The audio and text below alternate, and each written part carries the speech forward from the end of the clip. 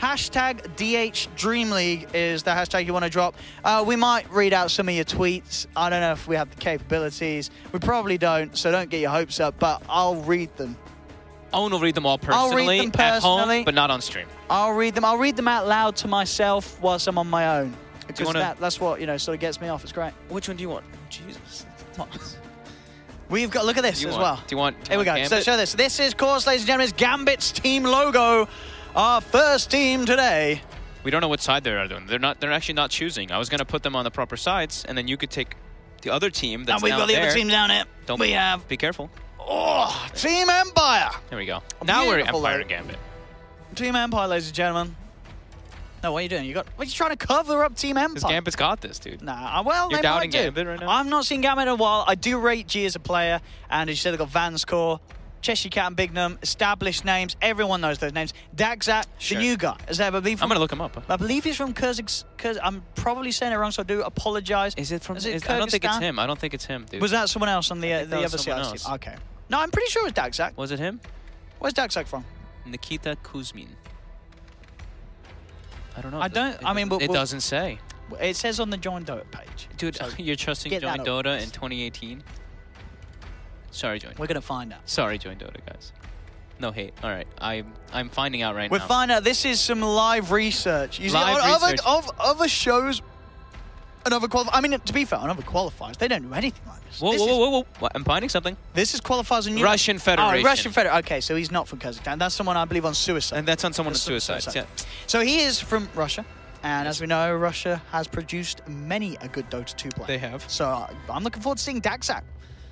And I'm sure you guys at home are as well. So give some love to Dagzat. Give us a Dagzat less than 3. Gambit is on Dire, so we can go ahead and put... Oh, nice. I don't even have to move. Oh, you have to go put Empire over there. Nah, I'm not moving. No, that's still on the Diet side. That's still on the Dire side. Watch this. It has to face the camera, so let's see if you can... What do you call this in America? Curling. Do you have curling in America? I guess curling, yes. I mean, it's not really, but sure. I mean, it is. It is. Sliding. I'm just saying we don't have it. Here we go. Oh, that's good enough. They can't see it. You got to turn it, dude. They have no idea what team that is. We can... Oh, okay. Oh. Oh. So it also says that... Physical activity. Dagzat got 2nd place on Face It EU. Face It EU. Look at that. On November 30th. And then he actually got 1st place in MID TV Challenge Cup. Dude, he actually won money for this as well. He did. That's what I mean. It was 10,000. It was an online tournament. They beat Empire. Empire came 3rd in this tournament. Wait, they did beat Empire. And they beat Team Doggy. Team Doggy, of all teams. I mean, if you've beaten Team Doggy, you've beaten them all, as they say in the CIS region. So Gambit, I'm not even joking. These guys, you got to watch out for them. They may well take the series against Empire. But this was Empire with Silent. Which I actually think they did not look as good with Silent. I think they look better with Nyx. Yeah, Nyx looks pretty good. I thought he looked pretty good. This is also a very exciting thing to note because a lot of people wouldn't have known who Nyx was, especially before Starladder. Starladder, sure, if you were watching that, you would have seen Empire there. And granted, they didn't win the tournament. They didn't get to the top 4, but they looked all right. With the stand-in, which I thought that's pretty good. I mean, the guy. And that was on LAN as well. It's got to be Nyx's first LAN, I'd imagine. Or at least first LAN of that size, for sure. You know what the beauty is that I can do here? I can also check that. We can check I can check that. Was that his first tournament? Oh, your games today as well. We've got so the future days that you won't quite believe it. So if you're ever at sort of the end of your wits, just tune in to twitch.tv/DreamLeague and we'll be here waiting for you and beckoning you. Join us for the Dota. Yeah, that was his first LAN. And gentlemen. It was his first LAN. And yes, ladies and gentlemen. So he's on M19 for 160 games, but he never went to LAN with them. Yeah, M19, yeah, that was They had a 44% win rate with him at LAN. Oh. I mean, that's not. Wait, that's too at bad. LAN. That's not too bad. That's not that bad. You turn it up to LAN. That's, I mean, pretty good. He played a bunch of different heroes. I remember his Tinker was really good. Yeah, he's obsessed with the hero as well. I think did he play TA? No, he played Tinker, PL, Gyro. Good. The GR. This one. Oh, that's when they told me that. Yeah. Yeah. He just was like, I should have played Tinker every game. That's. So we're gonna see next. I mean, know teams knowing many of these players being on teams together. I just remember, Ghostic was left, right? Ghostic wasn't playing at 100%. So he apparently. So I don't know. Some like cheek. Eye and no, I think it was conjunctivitis, which is quite common, but it's welcome to some medical Vitus. You want to Tau, comp against the eye. That's it. You might antibiotic drops your pharmacist about though, and they can do that. It's all okay. So the thing from medical advice, relationship advice, just working a pharmacy too, I right? will save for another time. Sports versus on your screen. It's on the bottom. It's going to be all flash up and everything. We can lay out the strats. Well, we got a 3D model. It's a 3D. Worth noting, we have had some naughty boys. Empire were a little late. I them a level 1, as you can see off their bone. Fine for the Empire. We Don't be our late. adminning is top notch. Has it ever been seen in Dota? We don't stand for it. We will make sure the rules are enforced here at DreamLeague. So there we go. Shown in act first game of the series. Can we get? Thank you very much. Good job, Empire, being late. He was actually being. Yeah, he was like, oh, thank you. Heard those words come out of FN's mouth before. Maybe. Oh, maybe penalty. The massive. We won't see. We might. We might see that one. Bit of a rise as we sort of did with the Chinese teams. I want to say being used so the drafts have begun. We've got the bans. Not really any sort of tiny surprises there. Shocker. And again, not a surprise with that one. Giannis is going to be up on his feet for this. Jan, I'll help you out with some of the later drafts. But for the first one, you know, you do it so well, Fog. Yeah, I mean, we'd let you take the place. Well, there's no Tiny. Just kidding. He's back here. It's next to T. That's how the alphabet works in English, Mr. American. We don't know where this one is going to be, so we'll put it in the offlane for now, because I'm assuming that is going to be in the air. We don't know. Tiny just goes everywhere. Sounds good to me. Bans are that we saw for the last few tournaments. If Omni's banned, Razor's banned. If Omni's not banned, Razor gets picked up, blah, blah, blah. Lycan also a very strong hero, and then Naga Disruptor, of course, the two most common. What's with this Shadow Shaman? So, Giannis, you got to talk to me about this, because I heard from a lot of people, were saying, yes, what? This hero, it's got nerfed. It's not going to be quite as popular as it was, but favorite. Sure. As you said, the nerf was pretty sizable. The cooldown hurts in laning phase. On the shock, the damage down on the shackles, but the hero's still got other strengths, and it's still effective. I'm not going to lie, I'm struggling over here. Okay, he's struggling, but we'll be with. He's getting. I'll figure it out. Don't worry. We've also got Clockwork. We've also got Brewmaster coming into the fray. That'll almost certainly be the support clock roaming around for Gambit, and the offlane Brewmaster for Team Empire. Full basics. This is what they were running when they were looking pretty strong. They just put Ghost Stick on either the Enchantress or the Brewmaster. Those are his two best heroes, and then also inside info with Miposhka saying he loves Shadow Shaman. That's pretty much all he wants to play. It's nice and simple, nice and easy. Push the lanes. Straightforward. Clockwork. I'm gonna pair up here. Somewhere else, but we'll just leave these two up here because they're going to contest. I like because as you said, I think the clock in the lane is going to be pretty good against the Shaman. Yeah, there's going to be the point where you're running at the Shaman and the Shaman can't do too much. Sure, you got a Hex, you got a Search, but if the battery assault's already out, you got to be careful. Down. It's a hero that starts the fight versus Shadow Shaman. So ideally, Shadow Shaman, you walk in, you want to set your wards up on the tower. Clockwork can hook in the back, stop you in your tracks before you get them off. So since they picked Clockwork first too, Empire has to ban Shadow Fiend, of course, so souls, because cogs have souls. Watch out for a push line. Yeah. I wonder if it's something like a Viper for G. I know he's used to put the Queen of Pain, so probably the two me for him. As he said, yeah, I was going to the classic G here. I know also his puck is very proficient. We do see him play the puck sometimes as well. But the ban there, the Brood ban taken out. Easy to pick against them that we have seen quite a few online games. They have Brewmaster, right? To find good good heroes. Could be Death Prophet. It is going to be the support. No, I'm Nyx Assassin. I feel like some genius. There's one int here. Sort of these int mids for to play Fair. But we can't play. There's a G here, I think. Master, right? You can break. Yeah. They put a good time in the mid lane as well. Assassin, I think. A very strong pick for Gambit if they do want to roll with it. I don't know what they've been drafting. Because I feel like it would be int heroes for G. Like his Invoker, his puck and stuff. All the quad, which of course we saw Empire took away from them. But with the Nyx, makes it harder for those sort of heroes to run. Yeah. I think you're on. I mean, I don't like the Viper. It's a pretty boring hero to watch. But if you want to win this game as Gambit, Viper could be pretty solid. What are their options? Man, I've been pubs the last few days, and I feel like my mind is just not there because people are picking terrible stuff in pubs. I mean, what about something? I think it could be pretty good to maybe say, what about the GPL this game? You've got a way of dodging the dagger in lane. It's not bad here at PL. Oh, no, I think PL's great here. Yeah. PL or Viper looks good. You've got Tiny to make the plays around the map. You can trap. What do we got? It's PL. Oh, it's PL. There we go. Hey, ladies and gentlemen, we don't get that on any other qualifiers. Scripted. Hero prediction on this level, ladies and gentlemen. Wow. If you're tuning in, can I get a wow? Thank you. Wow. There you go. Wow. We'll put it mid, right? Wow. PL is... We'll put it mid for now. It can still be safe lane, but we'll leave it there. No, I think that's going to be GPL. I think GPL. Yeah, that makes sense. I like it. I do like that. So I think it's good. I think that's very good. Because Empire now, they've got sort of one last pick. They in a sense. They still ban the Viper. And they ban the Viper. So it still could be safe like PL. Yeah, it's the two heroes we were sort of most worried about in terms of being strong for Gambit and maybe sort of hard for Empire to deal with. And so these final couple of picks now. Oh, so last ban we're just waiting for from Gambit. I mean, Empire still looking for their safe lane carries. So they're probably looking at Sven or... I mean, heroes that just match well versus Sven. It's just things that match well versus PL, right?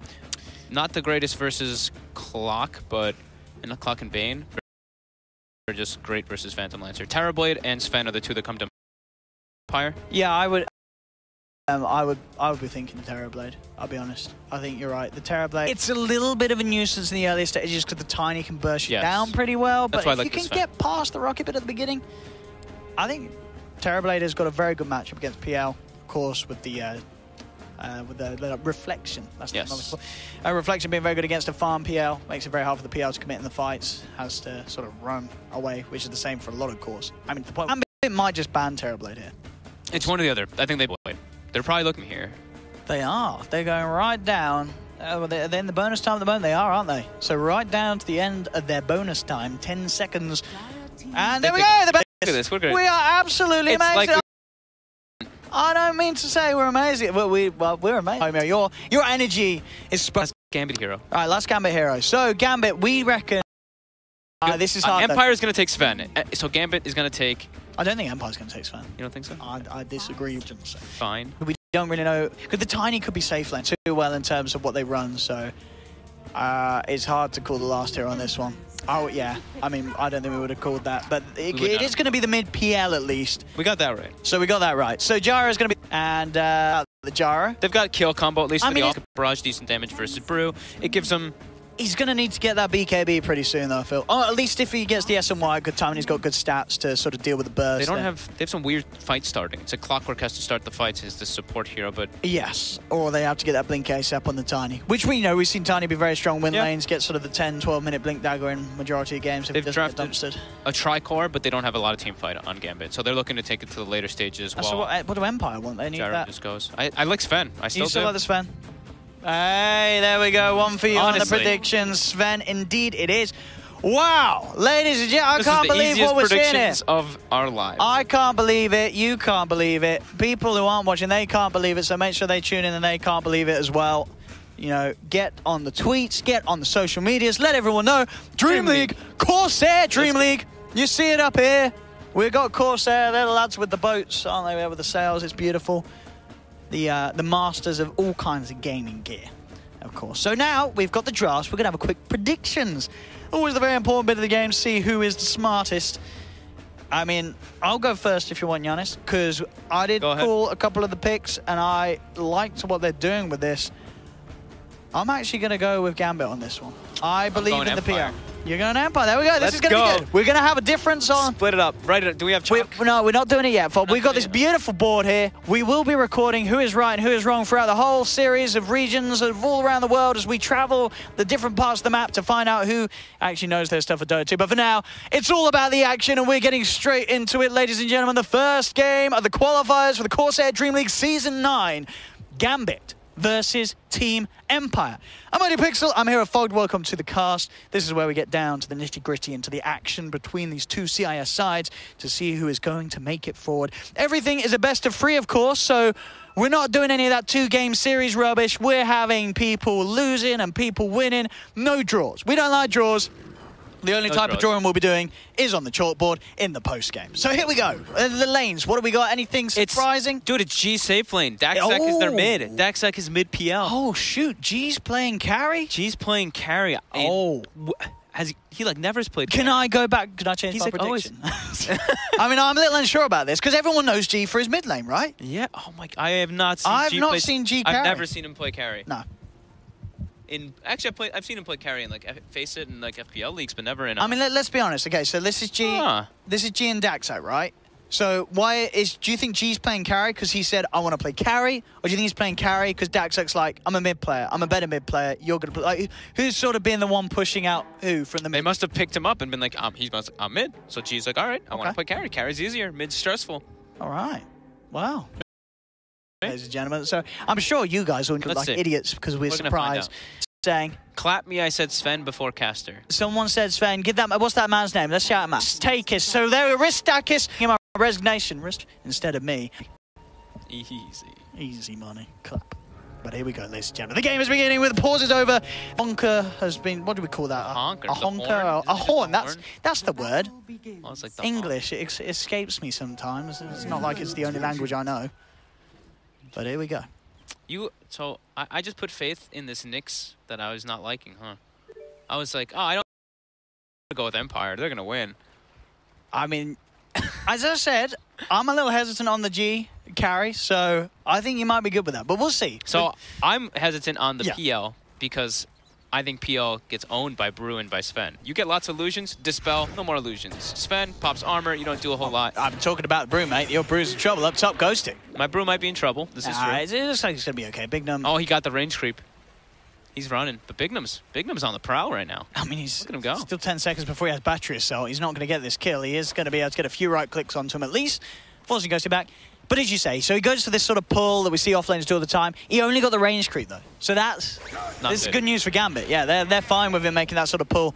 The creep equilibrium's not going to be messed up too much on that top lane for Gambit because of that failed pull attempt, which you pretty much have to do to win the offlane nowadays. Oh, look at Vanscore in mid lane, just in FN. FN's going to get tilted for sure. Yeah, we'll see. He just missed like 3 last hits. He's going to get it. Oh, he got it. Look at that. 29 for what? He doesn't care at all about this FN. And now, on the safe lane, I mean, this Brewmaster is going to get nothing. Yeah. While this Tiny should get quite a lot, actually. So I think that Cheshire Cat's going to be happy, and I think that Ghostic's going to be very sad. Still, the Sven and the Gyro pretty freely. They shouldn't be interrupted by either of these guys at all. Oh, Shackle down onto bottom. Just going in for a bit of harassment. They do have the stun as well. I'm going to try and go for this one. Cheshire Cat still has an avalanche to play around with. We'll hold the two of them back. They will continue to try and chase him around. He's going to look to juke through the tree line. Pots the mango, goes for the TP. Is he going to make it? He is. There's no further lockdown yet available. In fact, it was the fact that there was not quite enough mana for Miposhka to go for a second Shackle. So good escape from Cheshire Cat. Keeps himself alive and still yet to find that first blood between these two teams. How's Toppy looking now? Yep, that looks like that might be first blood. There we go. As I said it, you know, we wanted it, we saw it. His health's going down really quickly. The old control from the clock with the massive amounts of damage. Of course, Barrage first. We sort of saw a period where there was sort of different builds in terms of the skill builds for Gyros. But I feel like most of the time now, we're actually seeing Gyros going back to the max rocket barrage in lane, aren't we? Yeah, just for the laning presence. Yeah. We were seeing what like Arteezy and those guys were doing, like the 044 and just going for stacks, but then they nerfed Ancients a little bit, so people just changed their priorities. That was toward the end of last season. Yes. Yeah, that we saw. Yeah, the sort of the rise of the missile Jara build. Dota's just more about killing now rather than sitting back and farming more so. Everyone just battles non-stop, and that's what enables you to battle non-stop, is having max rocket barrage. We're looking on the mid lane. FN doing all right, to be fair, considering the enfeeble spam upon him. 14 for 2 against the 13 for 6 on Dagsak. Yeah, so pretty much just a level at the moment in this mid lane between these two teams. Yeah, both pretty happy. The thing is that the Tiny's getting more than the Brewmaster on the Dire side. Other than that, it's pretty even across the board. How are supports doing? Bignum, level 2. Yoku, almost level 3. How's our Shadow Shaman? Also similar status, but Cheshire Cat still just positioned in an easier way to farm as that Tiny in comparison to Brew. While Ghostic has to do these weird maneuvers of like pulling the waves and whatnot, it is a little awkward for him to get experience versus this Clockwork Gyro. Oh, we got a quick unpause. A bit of a quick pause and an unpause between these two teams. I want to keep the action going. I'm going to say action, but it's a pretty passive laning stage. No one really making any sort of drastic movements between lanes. Everyone pretty much keeping it cool and keeping to their own side. FN up to the top, where we'll be able to secure himself the illusion rune. Down bottom, Cheshire Cat looking for a bit of a rundown onto Miposhka. Won't commit, we'll let the Shaman get himself back to safety, but will secure himself his own bounty rune on his half of the map. only way we really get kills is if people are placed out of position, because this Clockwork is pretty much strictly playing as a zoner. So he's the killing hero on the side of Gambit, and the fact that he has to stay up top won't let them enable to get kills elsewhere until the Tiny gets more levels. Once Tiny's get some levels, then maybe we'll see Miposhka get picked off out of position by some rotations. But I wouldn't imagine we see PL or Quap die until level 6 comes out on the Quap. No, that's true. Yeah, both of these mids very, very hard to catch down. Catch out the early levels. So being left to their own devices, as it were, for now. I mean, as we can see, top again. Top indeed. They get the grab. They've got him trapped in the cogs, chasing him down. He looks dead. He's gonna pop. Homing missile goes through, takes the man down. Yep, Clockwork lane is the only lane that will get kills till he starts moving. But now mid, nothing happens. There's just some deep wood. It's so hard for either anything, as they both know if they try and make an attempt using Doppel or using the Blink, they are going to put their own selves in quite some danger. So they've got to be careful. They commit in this lane for now. Yep. FN only level 4 still, and then PL is almost level 5, and there's still a Bane sitting there with level 2 Enfeeble now. So FN is getting a solid 12 base damage. Oh, now let's see if he hits any of these CS with 12. I think he's just going to use Scream of Pain to last it. There we go. Oh, it wore off. It wore off. It wore off. Come on. No need to be impressed by that. There we go. Now he's crushing it. Yeah. He's back. I mean, we'll it's again. Oh, Bignum found Yoku. Oh, again, this man and his Clockwork causing a lot of nuisance for Empire across the map. Yoku's going to be chased down. He's trying for the stun, but he can't quite find it. Yeah, Bignum. This man, I mean, he's been responsible for all 3 kills. What a god. This guy moving up and down on that top lane, wanders a little bit away from the lane to find himself a Nyx Assassin on the side. The dream start Clockworks. He's going to have Tranquil Boots, or if he wants to go for an Urn really early. And look at this. He's not done. He sees Ghost Stick. He's going in. Ghost Stick is in trouble. There's a homing missile upon him. There's creeps there, though. Uh-oh. He is under the tower, Bignum, so he's got to get himself out. He may go down for this one. He pops the stick charges. No, Bignum, he's going to escape, keeps himself alive. No. But, it's going to be the Gyro who pays for his life instead. G caught out as mass rotations come in from Empire, who are desperate to find their first kill on the board. They do get it. As soon as the creeps came in, you know it's awkward, because then the damage gets distributed more by Battery Assault as well as the Rocket Barrage from Gyro, so they don't have enough to focus. But it is 3 TPs from Empire to get that kill. True. So the other lanes are fully opened up. Cheshire Cat's going to continue to get more space on the bottom. Both off-laners actually getting pretty much even amounts of farm. 19 for 5 on the Bruise, 17 for 4 on the Tiny. So no one really getting left behind. Bottom, another bit of an attempt as Sven goes in with a war cry. Quick toss from Cheshire Cat in response. Brings Nyx down to half health. But yeah, no one really getting severely outlaned here. But now we have a early smoke rotation. This is where things start to kick off. When you're moving your Gyro on the map, G, he's got the Phaser Killer, that early stats. He won these stages. They are looking. Oh, they lost vision. He's too close to tower now. This is way too far of a dive. I mean, they're doing it. They're crazy. They are going deep. I mean, I guess they knew the TPs went up top, and they're probably still on cooldown, so they can go for this with the knowledge that there's not going to be any sort of TP response from the rest of Empire. What? And they get the kill, and no one comes down. I think the TPs were still on cooldown from that top play. They just didn't bring new TPs. The Queen of Pain and the Nyx Assassin both don't have TPs on them. But where were they going during that whole time? They had to have been back bottom. The fact that Gambit can make a rotation like that before anybody's actually doing anything on Empire is pretty bad for Empire. They should have had a support moving down there and had an extra TP at least been able to help. But yeah. Okay, and look at this man. Dive. And now Bignum. Again. Gambit's making all the right moves. However. FN's there to shut him down with Yoku. So this time Bignum doesn't get away with it. And top, they're actually looking towards Cheshire Cat, who's coming to this lane. Youngest, the Primal Split come through. They're ready to dive towers themselves, Empire. Going in onto the Tiny, controlling him up, setting it up for Yoku to close the gap. He's looking for the stun. There's an Avalanche coming out for now, but he still gets the chance to throw out the Impale. Ethershock as well. There is the pretty tanky, but he does still fall. Cheshire Cat will go down. Nyx popping the God Strength on the Sven, as Empire will look to put some heavy pressure onto this tier 1 up top and try and take away some of this safe lane from Gambit. Okay, so they do the rotation a little bit later, but I'm still confused as to what the 2 supports are doing after the TP's top. I think they had to just beeline run bottom to defend their Sven, but now at least we're going to get some tower trades coming out, and everything kind of leveled out. It's pretty much even across the board. It really is. This is very, very close. I mean, what, 9 minutes in? Similar movements from both sides. Yep. I mean, if any, Empire get the top tower a little quicker than that of Gambit, so you could say Empire are sort of a little happier with the earlier stages. Maybe you could argue with having the Gyro, Gambit wanting to be a little more active at the early stages. They do have a tricore on Gambit, so I feel like the gyro Sure, they got has lots to of full... be, Yeah. Yeah, he has to be the one to step up until Tiny gets Blink Dagger. But Cheshire Cat is quite a ways away since he was shut down bottom. Okay. So a bit of time for the Vans coming Van's like FN. Yeah, Sonic Wave. No chill for Vanscore as FN takes down the Bay. And they get a D ward. Mid lane, Yoku trying to go for the stun from the tree line. Can't quite reach onto Daxak. So Daxak will backsack. Oh, you're gonna have fun with that one. Daxak. It's a good name. I like it. We're probably saying it wrong. We're probably saying it's so wrong. It's probably like Dachak or something. I don't know.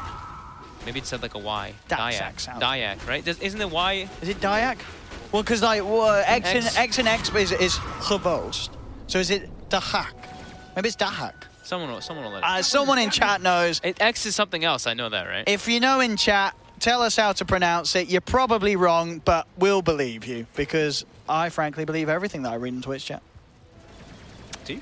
I do. I don't think you do. No, I've asked you before. It is a well-known fact that you cannot write a lie in Twitch chat. It's physically impossible. But you said you don't believe. You said you believe what they say. It I doesn't believe matter what if they it's a say. liar. Okay, fair. There is You've no told me lies. that. There's no lies in chat. They don't lie. We've got a lot of good boys and girls watching. Oh wait, is this what I think it is? What have we got? Uh-oh.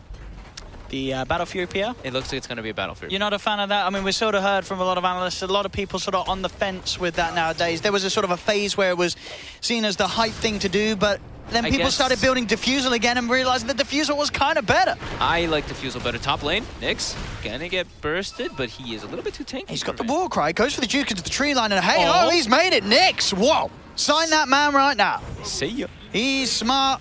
He's beautiful. Ladies and gentlemen, Nyx of Team Empire bringing the plays. I told you to watch out for this kid, and he's doing it. Mid lane, Yoku ready with the Vendetta, look for the setup onto Daxak. Can they go for the outplay? Big Num is going to be shackled. You are going to see Daxak get out of there with a doppelganger. Big Num's still rather tanky, pops the stick charges, brings himself up to full health, but there's a primal split out, and Eth the shock and a scream from FN to take him down as Big Num will be punished, but they do get Daxak back to safety because of that. And that was quite a heavy rotation from Empire to mid. They may be able to get more out of it. FN starting to push forward onto the tower. Daxak will be able to stand his ground and make sure FN doesn't dive in for more. There is a Sonic Wave available, so we'll see if FN's able to find a chance to pop that. But Daxak doing a good job of bullying that quad back and getting the Spirit Lance spotted. I gotta find out what his name is, if it's Daxak or Dyak. I'm sure the chat... No one's saying anything yet, so... We will know. Of course, chat, you are on a bit of a delay, yes. as we do... this is people are playing from home. We've got to make sure their boys and girls aren't naughty, and we do have that 2-minute qualifier delay. Yep. So we're talking to you from the past. So... Or the future. Or the, well, no, it's the past, right? No. Or the future. Or the future? We're talking from the future? Depends on where you live.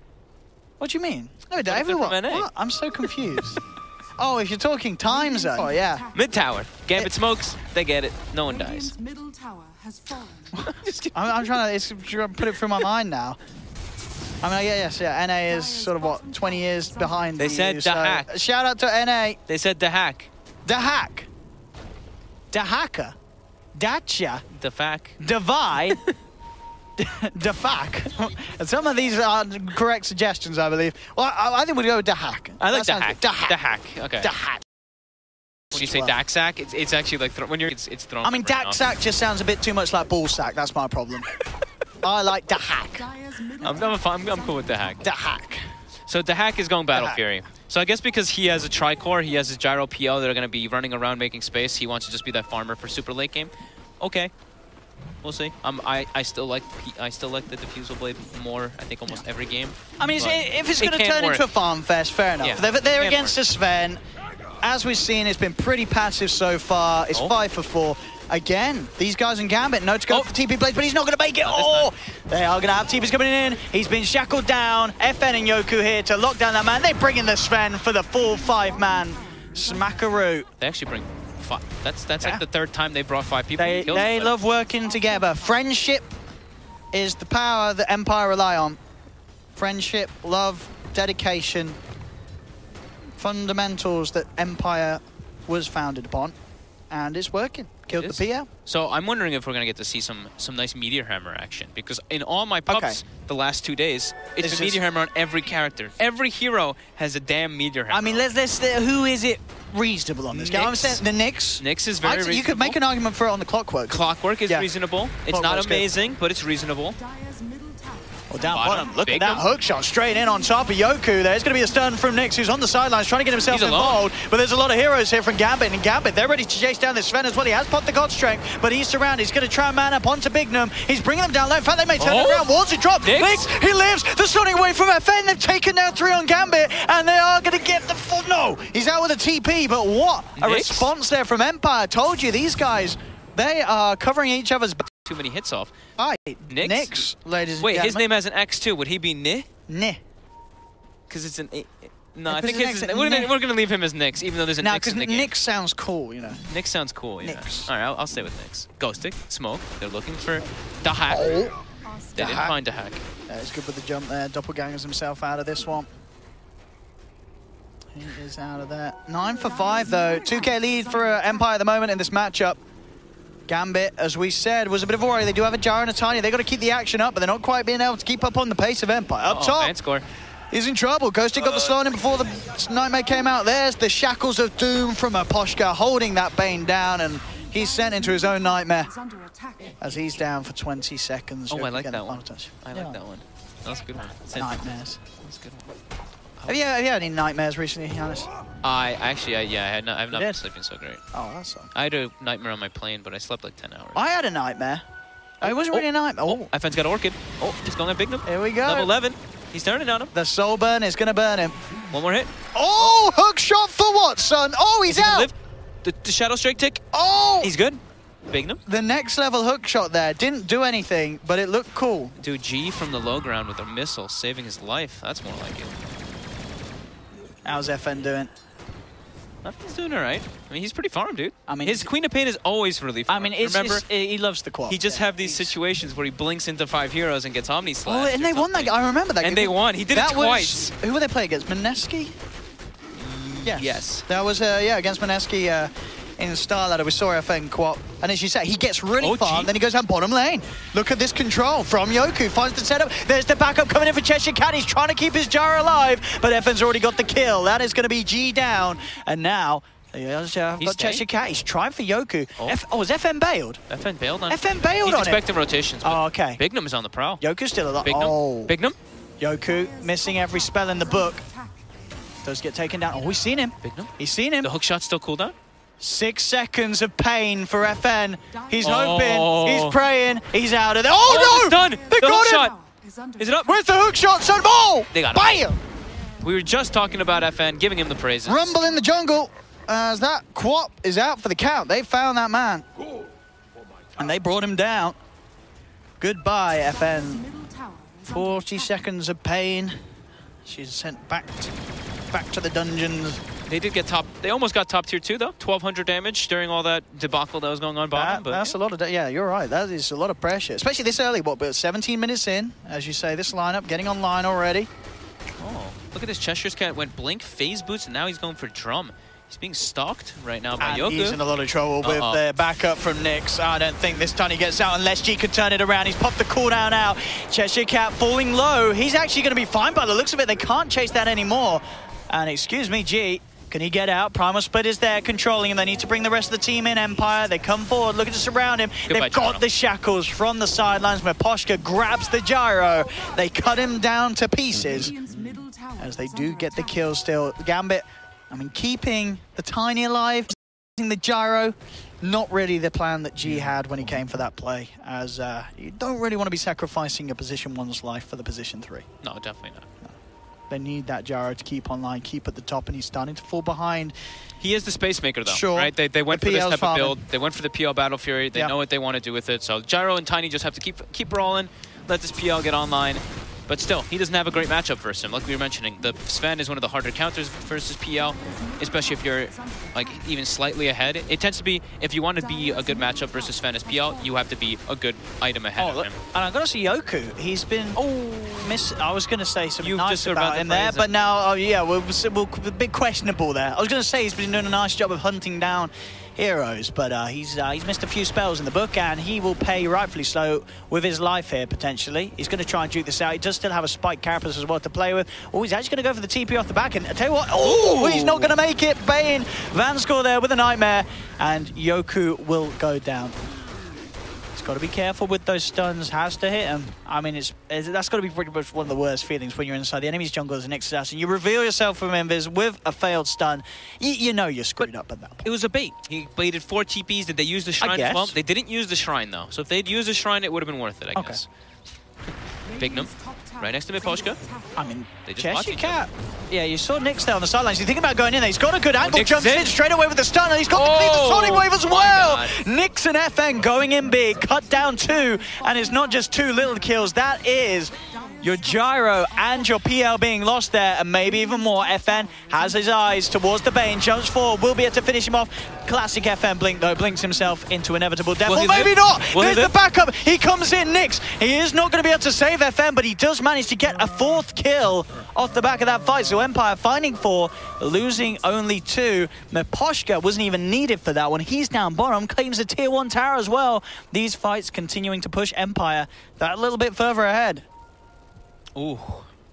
Empire making better moves, for sure. And better fights. I've got to say, you know, we're talking up the guy before the game, Nyx. He's been making some smart moves. Very nice moves. He really is. He's every single place he needs to be, getting perfect 2-man stuns, getting the nice cleaves off on the heroes he needs to. However, now that we're blessing him. Yeah, we have cursed him. There is no Fiend's Grip, though, for 40 seconds.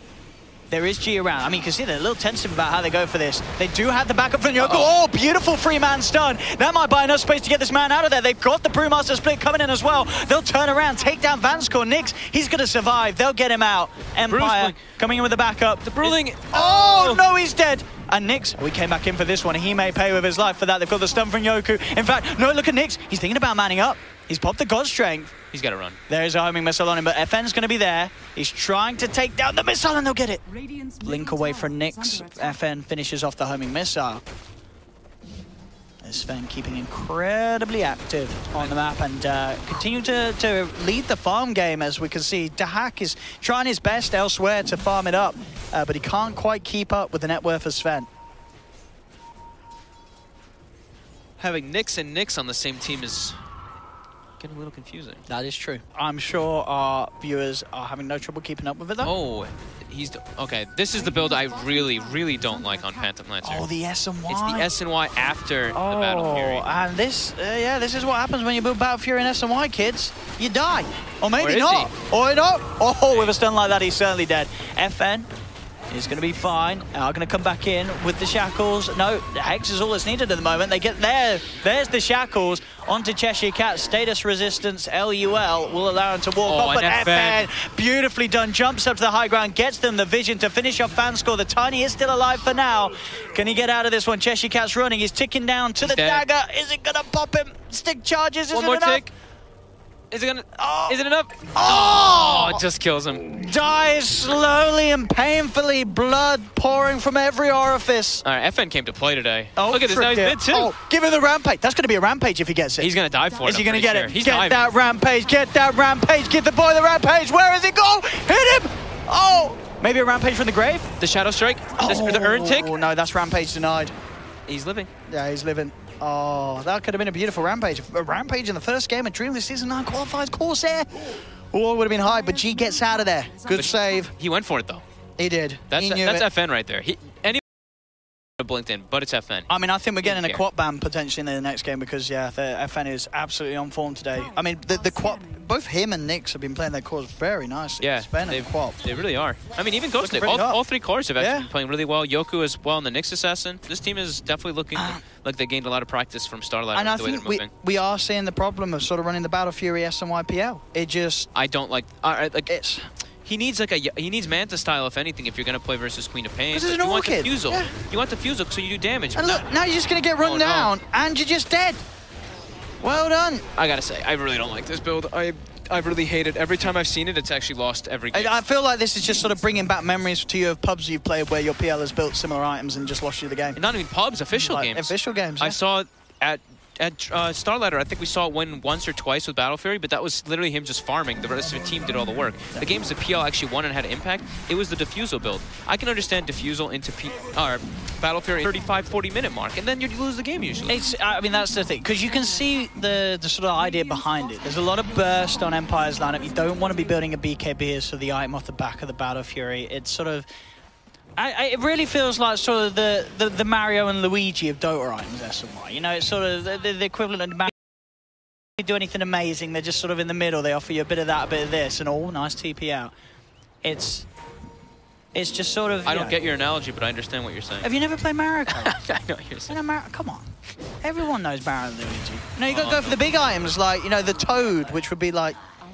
the Diffusal Blade. That's a Toad item. Okay, I'm getting you. A little bit. It's got a bit of pizzazz, a bit of...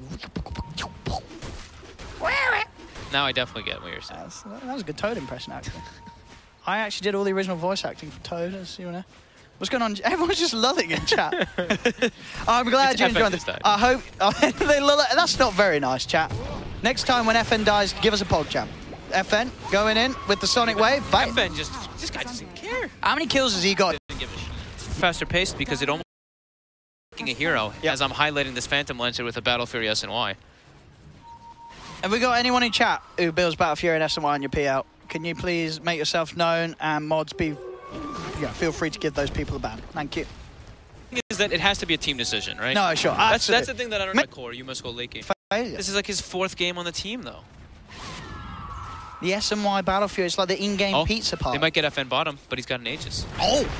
Can they do it twice? That's the question. But oh, Yoku coming in with a 3-man stun. A little bit off at the time. It might have been better to use when he's back up. FN gets pushed to the top of the coast, but he still gets the blink out. Can they hunt him? They're looking for him. Can he make it? FN? Oh, he's out of there. Bignum off the mark with the hook again. He was just the angle right. Has to step up his mathematical protracting skills for those sort of... Did you say protract? I don't think the use of a protractor, and that's like protracting. Okay. I mean, protracting, isn't that just what farmers do when they're good with tractors? Protracting, I don't know. There we go. Free kill. Cheshire Cat just wanders up into... It is starting to get a little Gambit now, as we've pretty much seen for the last 10 minutes. It's been Empire. Maybe they get aggressively into a wave. They break Here we go. That is a dead quap. There we have at the end to FN's reign. Money for Bignum, but mid lane, look at this push coming in. Fortification comes out straight away from Gambit. They're ready to try and put a stop to this from Ghostic. Ready to go ham onto the team. And that's without the quap. They just go in. I think Empire is just unfolded. How was it still up? 9 HP. Oh, 9 HP. I was. Apologies, ladies. Information. Oh, here we go. Vendetta hit. Bam! He got it. He got it. And he's going to TP out. Look at that. Wow. With the plays. Gets a well play from Ghostic. Gets an FN. He's happy. Remember how they just got shut out by Mineski that last game? Oh, was that the game where there was a big turnaround? Was Medusa and Bounty Hunter, and the Bounty just went around killing his whole team.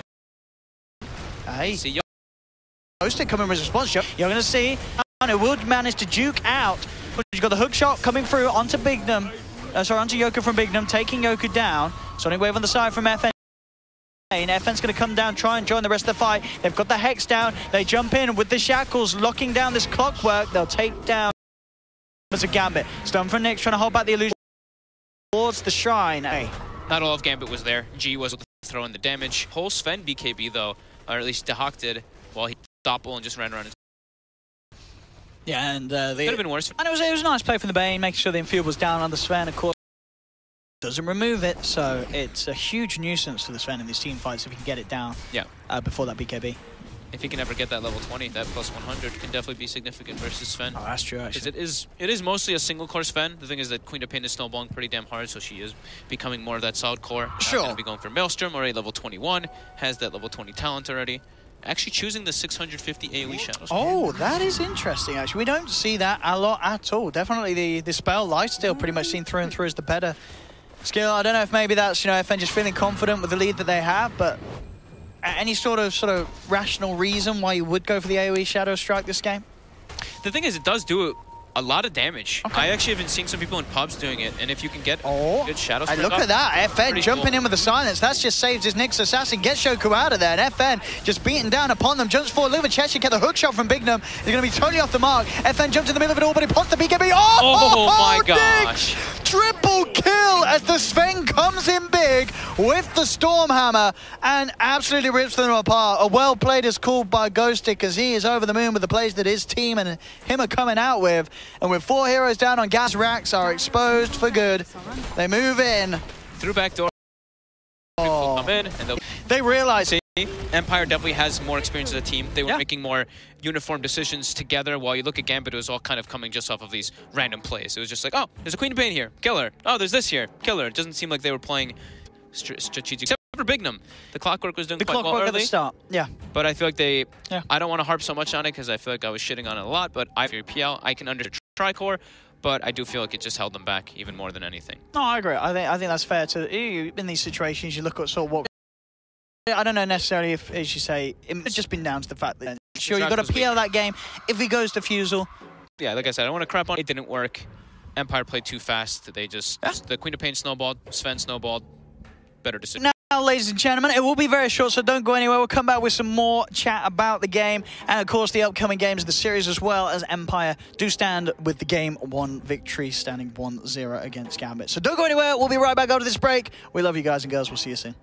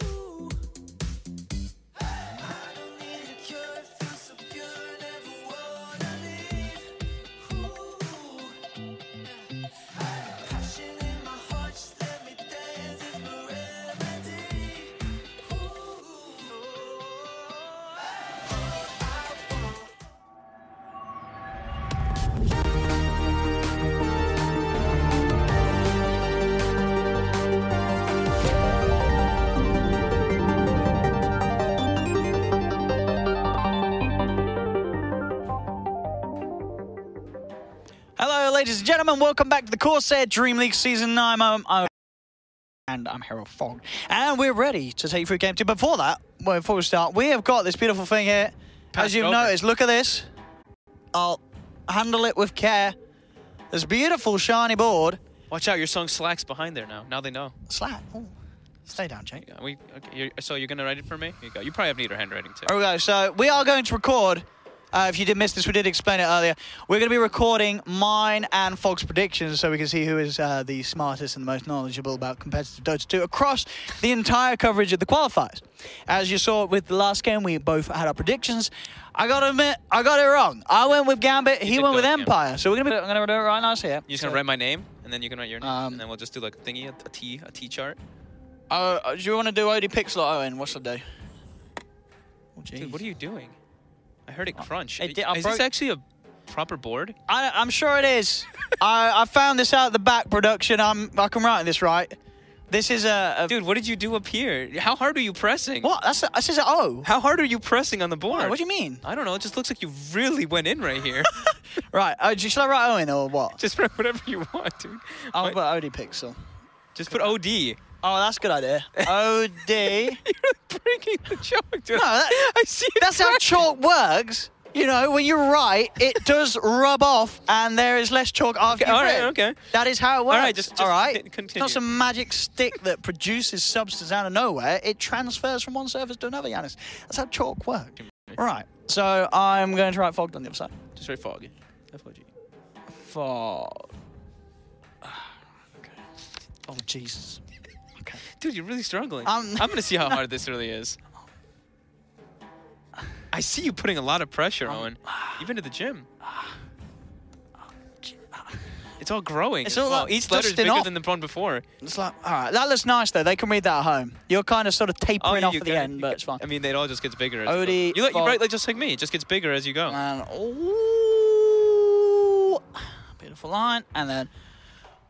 Ooh, I feel like they're telling you in your ear to press really hard and to trigger me. No, I'm not. We've made a bit of a mess on the pillow. Dude, what are you doing? They have to look at that. You know, people. Beautiful, Fogg. I will take one. You have one. I will. Do it nice.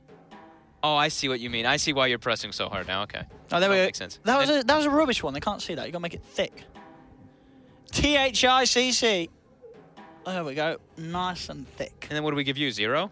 How do we do we keep track of who gets them wrong? It's called a tally. But can we keep track of how many you know wrong how you a get? tally works, Fogged? No, I mean, with this, So we'll you get a point if you get it right.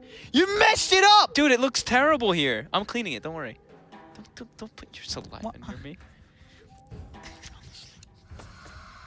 Wow, it took us 5 minutes to write a 1. Well, there we go. Did the game start yet? Please, God. Odie 0, Fogged 1 on the predictions. We're going to put that right We don't up put here. 0. Okay, so we're just going to keep track of 1. But I want to know. There's a tally in it. Yeah, you get a point. You don't get a point. Fine. You know. Fine.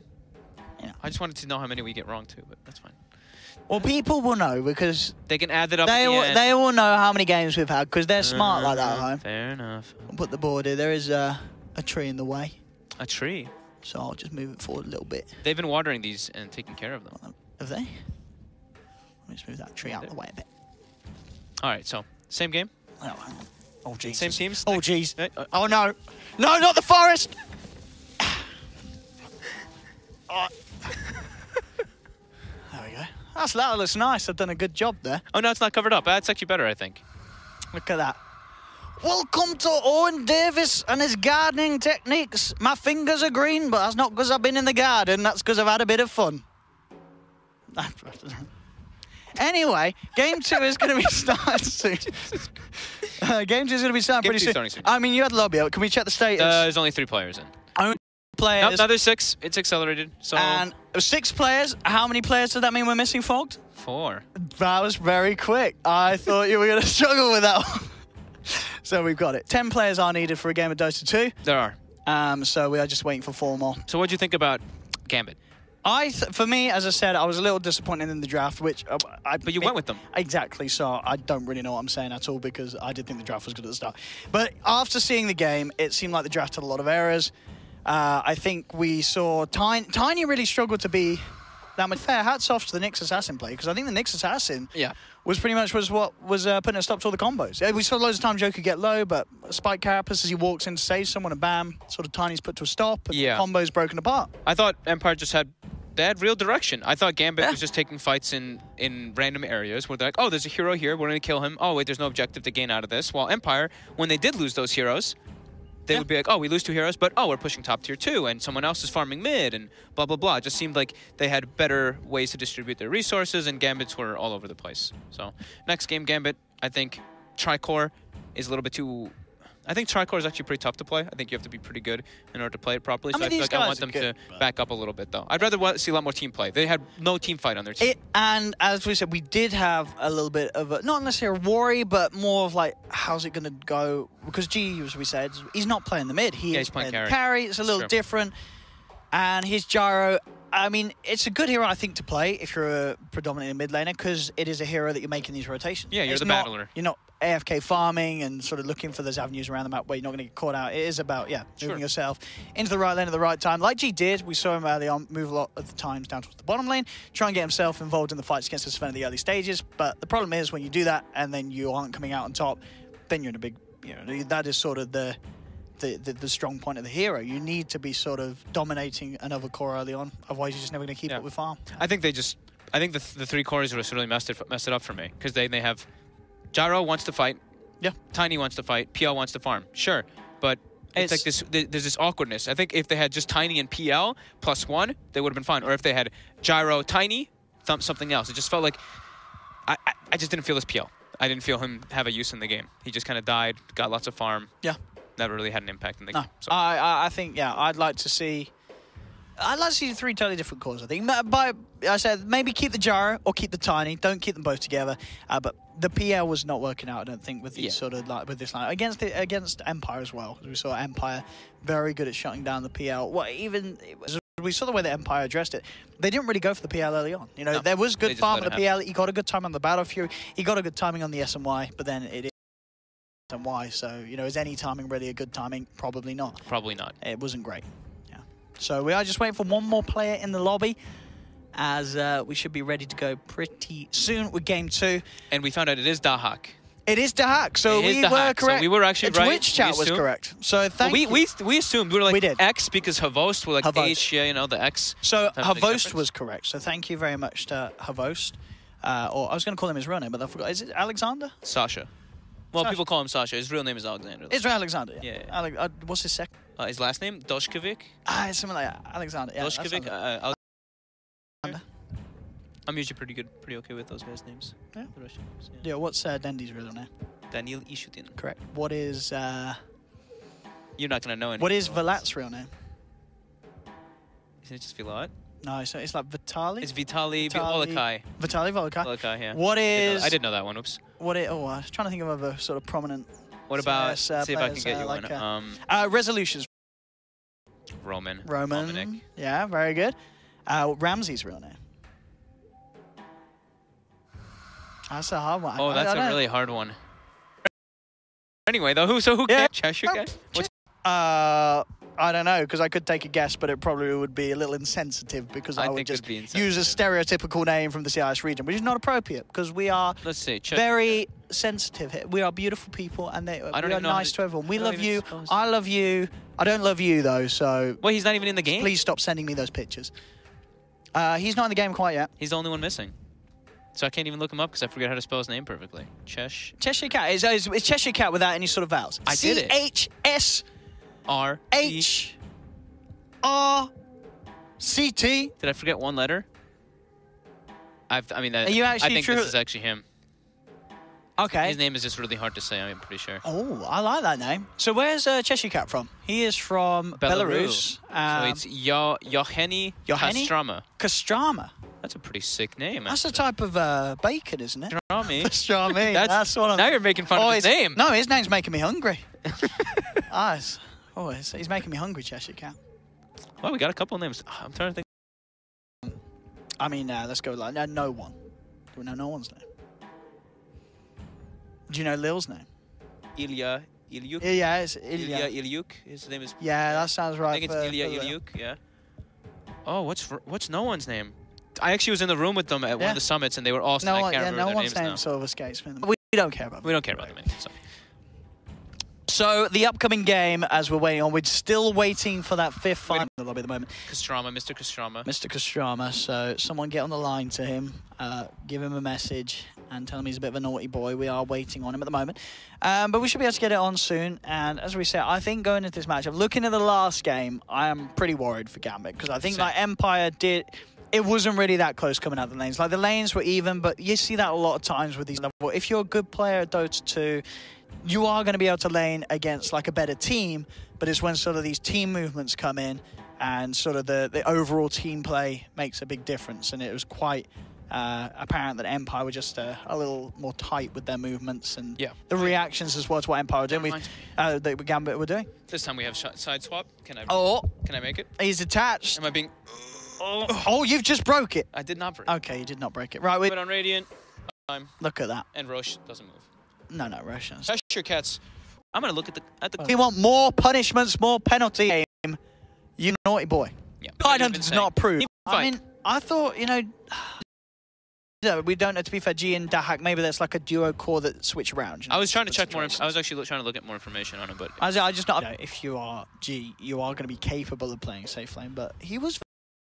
in the party. He was. Sure, he had sort of some recent rosters that he's been in where never really sort of kicked off again as much as his sort of success back in the old VP, and maybe that's made him, you know, feeling a little different, which is fair enough. You know, if it's not working, by all means, switch up what you're playing. It does get draining. I know this guy. I mean, G's been one of the veterans for a long time. Yeah, playing me for a long time, or playing mid for a long time. I've talked to him about it too. It does get really draining. You have individual last city. Chiro, he gets. I mean, it does wear and tear on you. So wow. Yeah. Daha was actually Weaver. Wow. That's what's his win rate on it? 70%. That okay? That's pretty good. It's actually pretty high. Good. Yeah. That 70. He plays. What's interesting is he played mid, but he actually, looking at just his profile, he plays all the hard carries. I see Weaver, Terrorblade, Ursa, Droll. It must have just been, I think, because they picked the PL, so they switched the roles, and I think they... That's what I think. That's what I think we might... Has begun versus getting fired. Why? Who did wrong? Because when the first game, Empire did. So now you just switched. No, that doesn't work. You double just switched swapped everything. No, we got to switch the score. Come on, boys. We need this one on that side. Thank you very much. We will get that fixed ASAP, I'm sure. It will be fixed right before... Oh, here we go. Is it being fixed? No, not quite yet. It will be fixed soon. So now it is first... as the same as last time, and we have completely different bans. Shadow Fiend banned in the first two, Night Stalker banned in the first two, and Tiny banned in the first two by Gambit. So Empire bans out Omni. Okay. Would not be surprised if the Omni's taken out. It's very likely to come out in return. We'll see. Actually, I think they might just leave Razor, since Omni is banned. Okay. Yeah. Okay. So Gambit does have that at one extra ban. Maybe they just get rid of... Maybe one of the heroes they played against last game. Maybe the Queen of Beer? Maybe the Quap. Maybe the Quap. Take the Quap. You know, he's sort of in the zone. And he did have a very good game. Heroes, they did have sort of single... But they still take out the You're bang. They still go with the Razor. So first pick, does Empire just take the Shadow Shaman again? They really like the hero. My Poshko's a big fan. If not, there's Naga that were banned last game. So maybe we do see some adjustments being made. Yeah, I wouldn't be surprised. I mean, Naga and Disruptor, obviously, we saw super prominent with a lot of the internet. Maybe a little less so with the CIS region. But no, it is going to be picked. You're absolutely bang on. Naga Siren first pick for Team Empire. I got to be a little careful with Naga. Naga is a little bit broken. So yes, yeah, she's had a lot of use on the table, of course, with the popularity of her picks. Gambit. They take the Clock and Disruptor. On and heroes to pull out of the sleep, just very good versus Naga Siren. And Empire get their classic, that's Ghost Stick. I mean, that's scary because we saw this sort of being banned out every game against Empire. This is one of their previous lands, as it's their most dominant wins. Their actual big win that they had over LGD, right? It was over LGD. They crushed. No, wait, was it Newbie, wasn't it? Oh, it was Newbie. It was Newbie. It was when they did the Tinker Wrench Bounty Hunter. That is when they ran. Which is probably what you. The Bounty Hunter, maybe? Yeah, they could definitely still. Actually, I guess you got a Naga, so probably not the Bounty. But the Tinker, at least. Disruptor and Clock, which was the other one. Could be the So, again, these picks, as you say, the Clockwork, I like the Gambit of sticking with that. We talked about in the laning stage. Bignum was playing it very nicely, so stick with what he's confident on. He did have a good impact in the lane. It was more sort of team letting him do, so get the Clock back in again. He played fine. Versus Naga in the mid game. Clockwork, you can isolate the Naga till mirror images are Disruptor. These two heroes, pair of heroes, don't really deal too much what they have to do. Because otherwise, I've seen what Ghost Stick does on this hero. He actually, maybe he loses the first 2-3 levels, he gets a creep, goes and starts bullying your hard carry. All he needs is 6 then, and then your carry actually has to leave the lane. Could ward to block that hard camp that's near the Enchantress at that safe. That one's going to be. And then just focus on having 3 heroes there until the Inch is heavily shut down. Block that camp. They blocked the camp. It was in the grand finals. And they won. And they won. The entrance, That was Liquid versus Newbie. Chalice. Oh, sorry, LGD. Versus LGD. And Chalice did not win the lane versus DK but because of that camp being blocked. Yeah. We saw Mind Control actually did super well blocking that camp, something you have to very important if you're not going to be able to control it, And so we see the bans. Pugna. Pugna ban, very obvious there. The one from Empire. It is the best hero versus Enchantress. At like all stages in the game, you just blow her up pretty much instantly. Brood, they don't want to be. It looks like Gambit must have like a big Brood player. They must do, because they banned it out both games in the third, fourth. And the DK comes in. Okay. Interesting.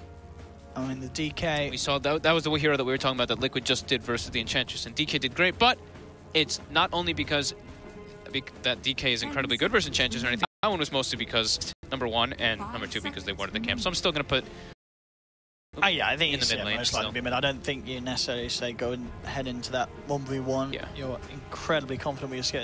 It's not an easy lane to win off the back. It's still a bit of a flex pick, for sure.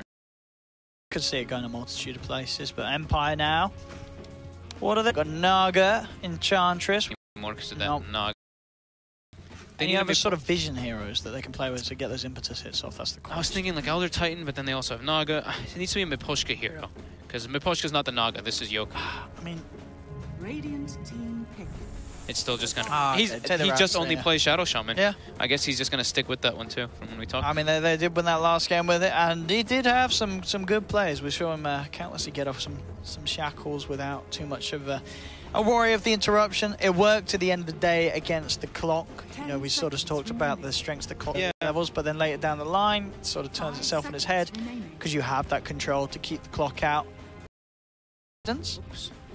He still just likes. I mean, he just loves playing the hero. Yeah, so that's really the biggest thing for me. And okay, so unorthodox. I don't know who's going to play this. G Puck in the past has been very good, but I think it's offlane. It's been to go in either the 2 or the 3. Fair. We could still just leave that up for. I mean, I would agree though. I think you would rather have the Puck in that off laners there. It's she was. It's better to have the DK mid and the puck off lane, unless there's some certain matchup you really want to avoid. Yeah. I do think don't like playing puck into Shadow Shaman. Instant disables are really horrifying to play. And the hero overall actually just feels quite weak. So I think they need more damage to make people want to break that coil. That's the one nice thing they have is Disruptor puck. They can, they kind of have to break the coil because otherwise you get stuck in Static Storm. Clockwork, so you can cog push people out of it. Sure. But yeah, I think they still need more damage in their lineup for Gambit. Yeah, we're definitely waiting for that big hard hitter. It either could be G or Dahak playing again, as we said. We saw G play hard carry last time. Maybe they want to mix things around this time. Depends where they're going to go with that pick, but Empire, 4th hero down the line. It is the Faceless Void. Owen gets to take notes now. I'm looking forward to seeing what he does with the hero. You're learning the ways, though. What are the ways, Owen? The ways I want to see Treads, Aquila, Mask of Madness, Diffusal Blade, and then whichever defensive item, whether it be Manta, Lincolns, or BKB you feel necessary. I don't want to see Battle Fury. I'm not sold on the Battle Fury Void. I don't think you'll go Empire the way they're playing. I feel like if he went Battle Fury, that would be a little weird for their place. I think he will go for sort of the aggressive items. I think he'll go Battle. Yeah, I think Nyx is more of like that aggressive type of player. So I agree. Yeah, you want to sort of abuse sort of the early potential because these heroes, the Puck and Disruptor, they're easy kills in the Chrono.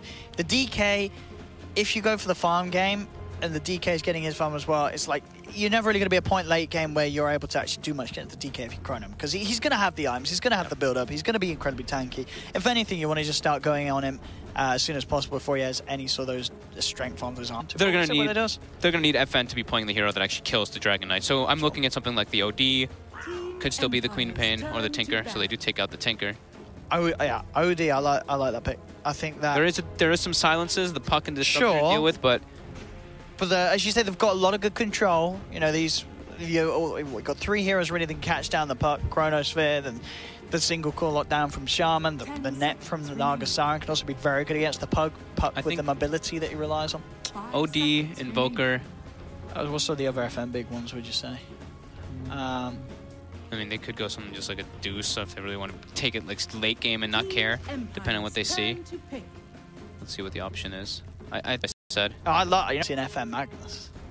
Has he ever done that in the past? I feel like he has done it in the long time. They don't have like much to set up inside of the Chrono. Oh, maybe he could do Mirana.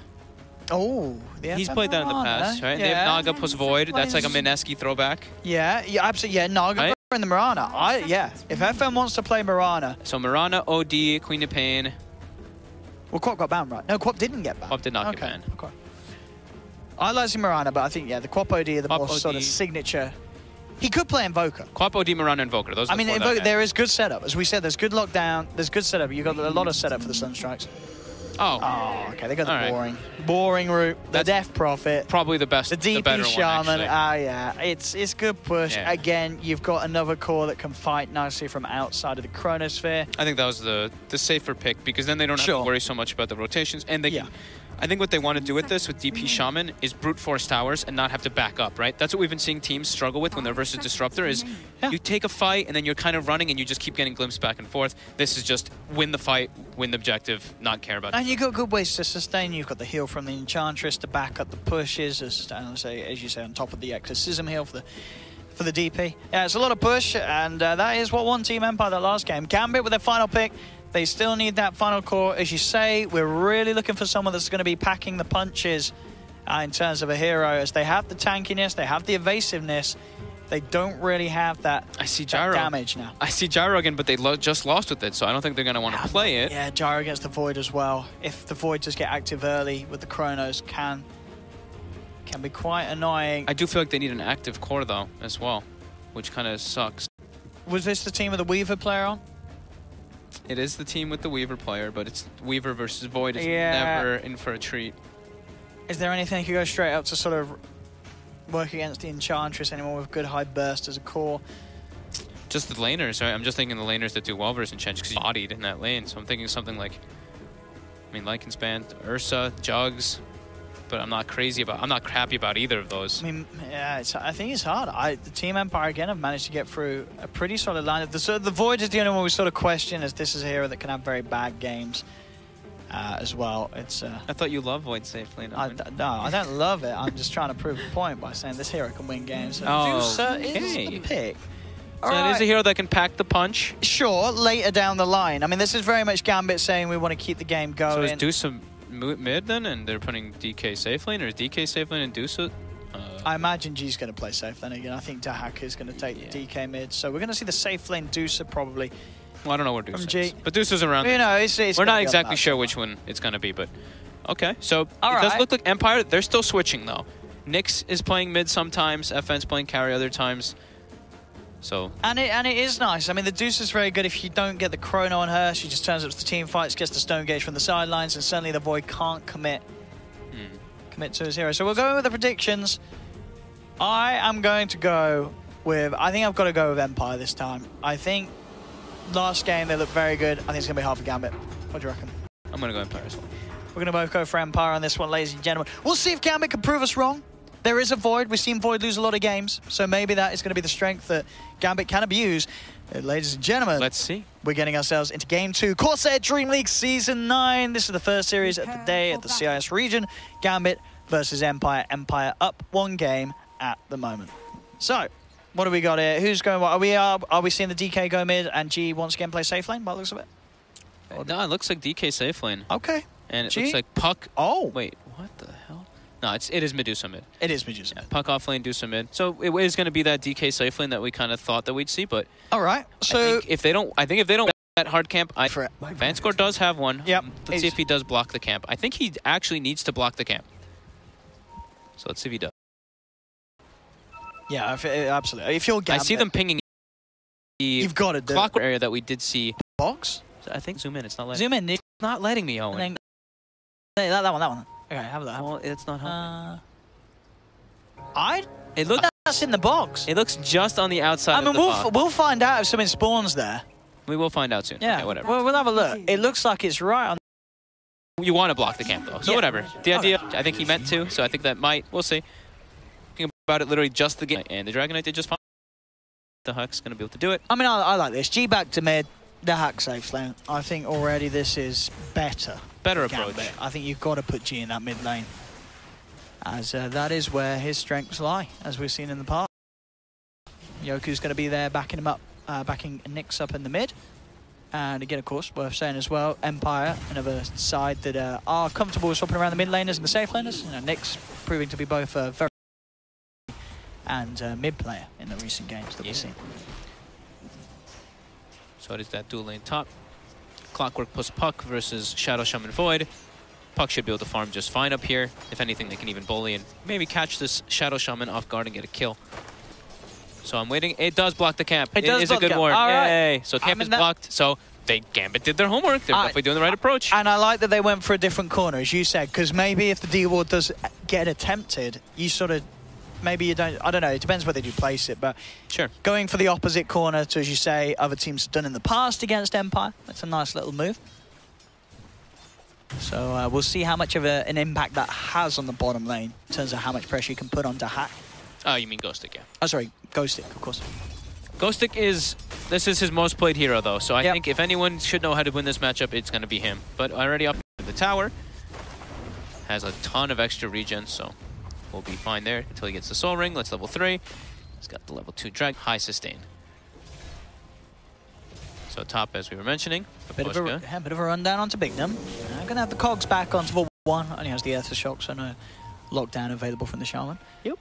But keeping Bignum out of it, we saw last game Bignum was allowed to have quite a bit of an impact in the early lanes. This time around, he's having a bit of a tougher time getting that impact off, as they do manage to bully him back.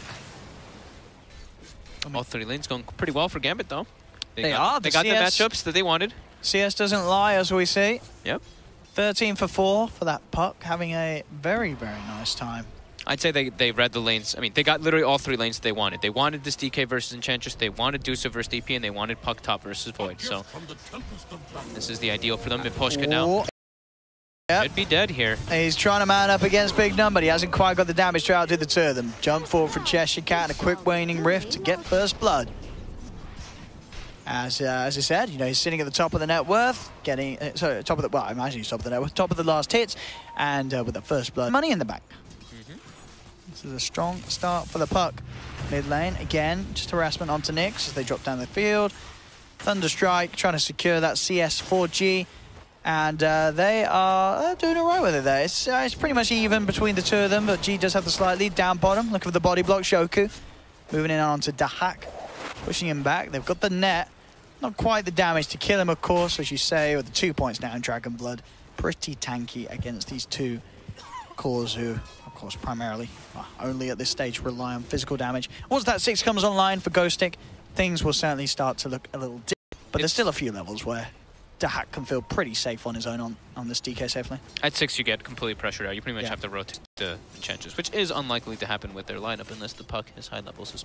But all 3 lanes, Gambit very happy with this. What are we seeing from the Void? Are we starting to see what build is going to be going on for this game? What's he got queued up? Just Bassi for the now. Bassi and the... Okay. Aquila finished. Yep. So likely. I'm pretty sure FN does like the Mass Command as well. So I think... Let's get that damage back with the salve, so... They have more options. If they can, fine. I'm sure we're going to see Empire once the 6s are on their cores, you know, moves are available, just to try and keep themselves ahead and make sure the G doesn't have the space on that late game beast that the Medusa will want to. And Miposhka on the hunt for Ski Clockwork, Bignum. Clock at the moment as the cogs in the battery assault. Yoku's there, has eyes on him. Was hoping for Bignum to head up to the high ground, but he'll be a little wiser. Backs off, takes a long way around as to not be caught out. Pushka's got to be pretty careful how far he steps up. Should be fine just now. They did have that lane ward, so they are watching the movement as well as Bignum. So Puck, nearly level 6. Phase Boots already online. The dream for Puck off lane. Yeah, bottom lane, the DK is, I'd say he's pretty happy down here. Because there was 2 heroes down, as sort of for the majority of the time, Ghostic was splitting the XP, so there's a level advantage to the DK. Mid lane, trying to go in with the Siphon and the net, but G, with that shield up, he's pretty tanky. These guys can't take him down. They'll turn to look for an easier kill on Vanscore, and one more touch will get it. Yoku wants to dive for it, will find it, but he is going to feed his life back towards the hands of G, so not really worth it there for Empire, diving to get a support kill and giving a kill to the end. Yeah, it looks like there's maybe some miscommunication between Yoku and Nick. Up his life, that was, again, down bottom, and, sorry, is level 6, so they will try to get a little bit of tower pressure, but there's an Enchantress there, so he just, game gets back on pause. And back to the end. As, yeah, down bottom, at level 6, where we could see things closing in. They're bringing 3 here. There is no decision. Gonna run around in circles. Pushes him out of the kinetic. And he is fine. And he's gone. The chrono comes out. It looks like it was dodged maybe by Cheshire Cat, I didn't catch.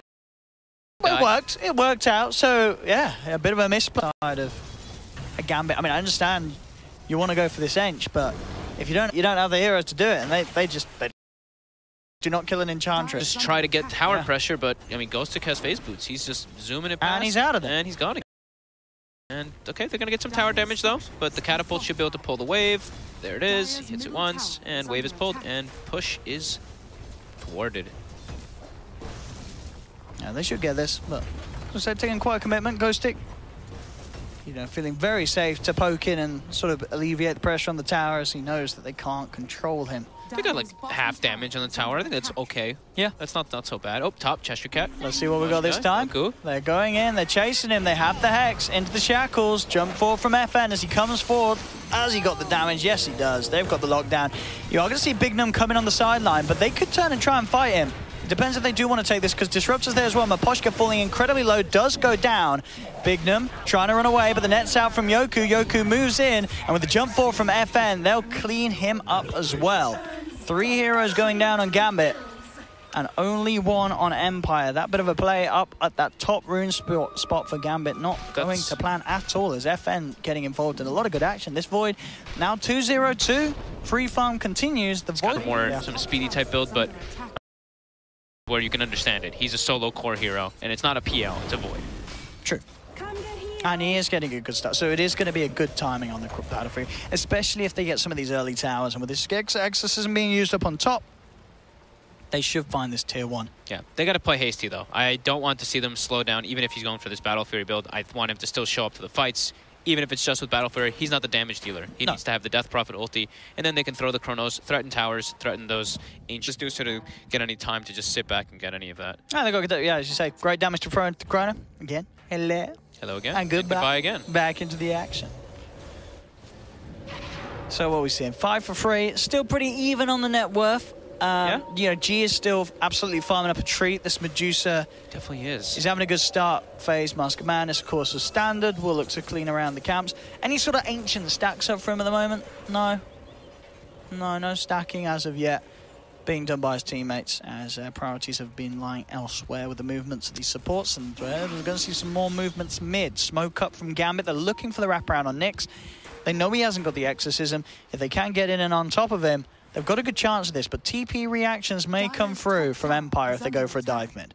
They do have a good amount of them, and the supports are starting to reposition themselves toward that lane. Let's see how they can go for this Nyx, keeping himself. They know that they're there, too. Yeah? The pings coming out from Miposhka on the high ground, he is well aware that they are there. G now getting pushed back a bit by that Siphon. Yeah, they're struggling to find the chance to move in on Nyx. And now FN is over here, too. He's ready to position. I mean, they're not catching him. He has Chrono.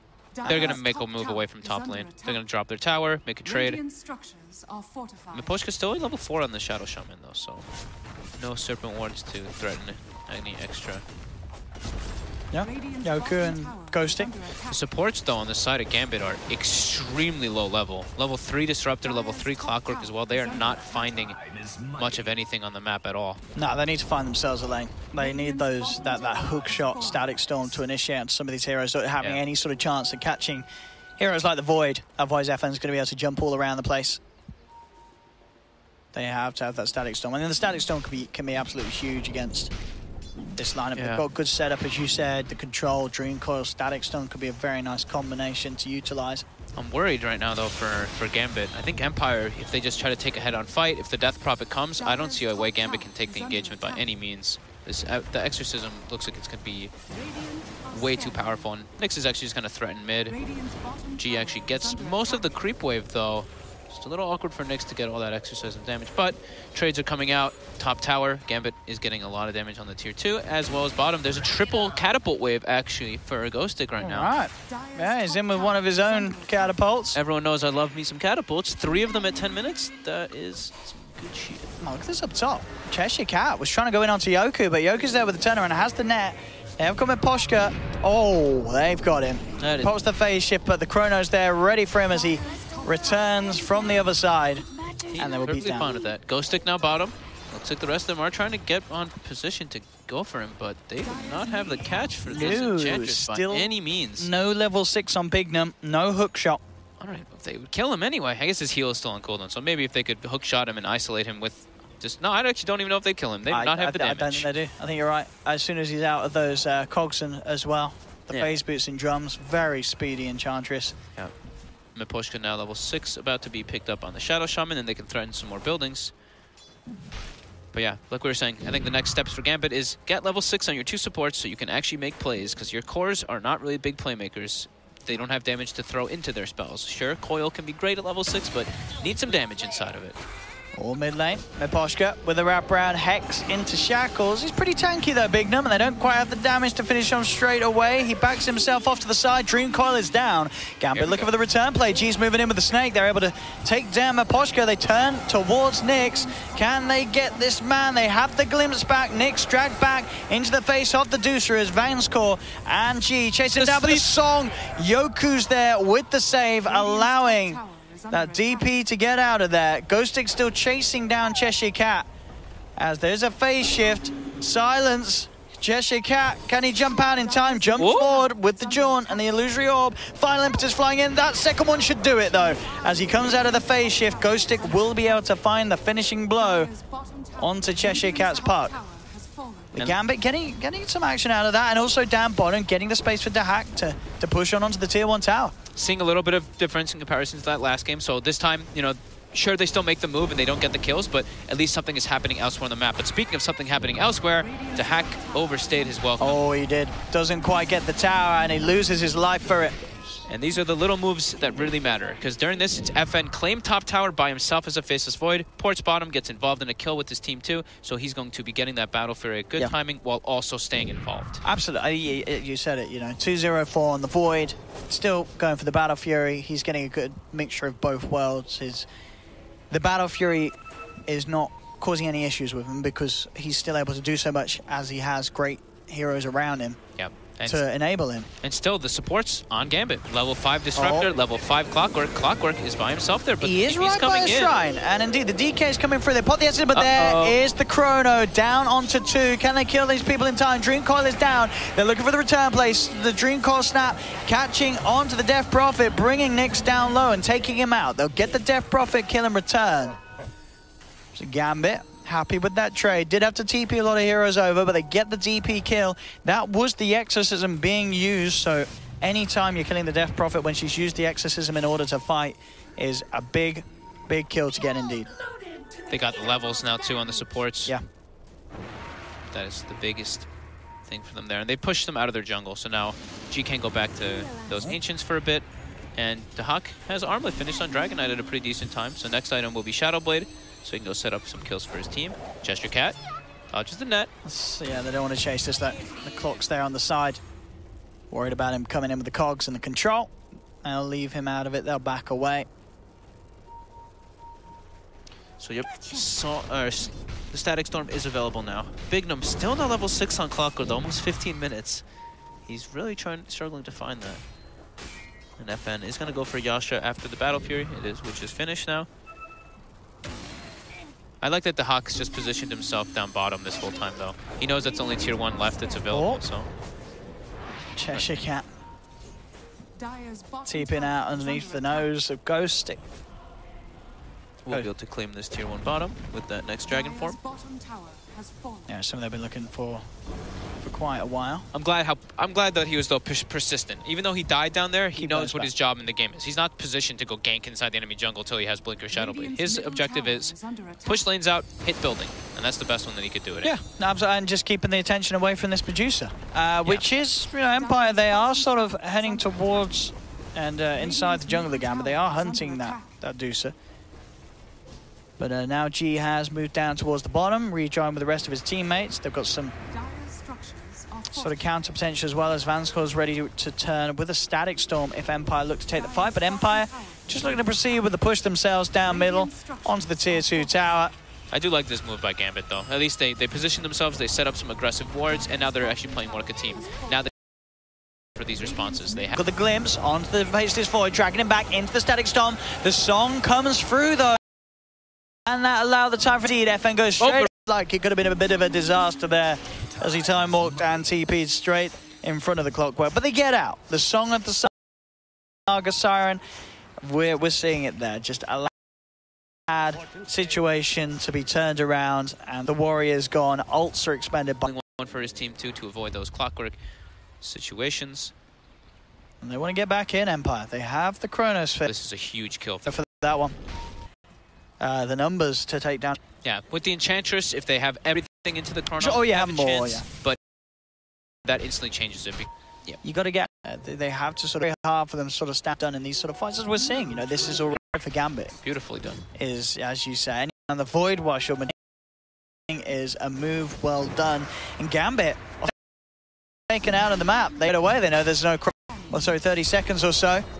Empire needs to get more done on the map with the exorcisms. Anytime exorcisms used and not taking either a fight or an objective, it's a critical loss for M lineup. Yeah, this Deuce is at this rate. Yep. Already sort of the change in play start. Look at this, Empire, they're trying to go for the fight here. They've got exorcism. They're going to try to the pin in time. Roshan incredibly low. They're being focused. It's finish it. They pop the put a stop to things. They've already lost 2 on Gambit. Empire, they're overtaking Pit. They move in. Who's going to get the Aegis? Roshan's down. Aegis is snatched still by G, though.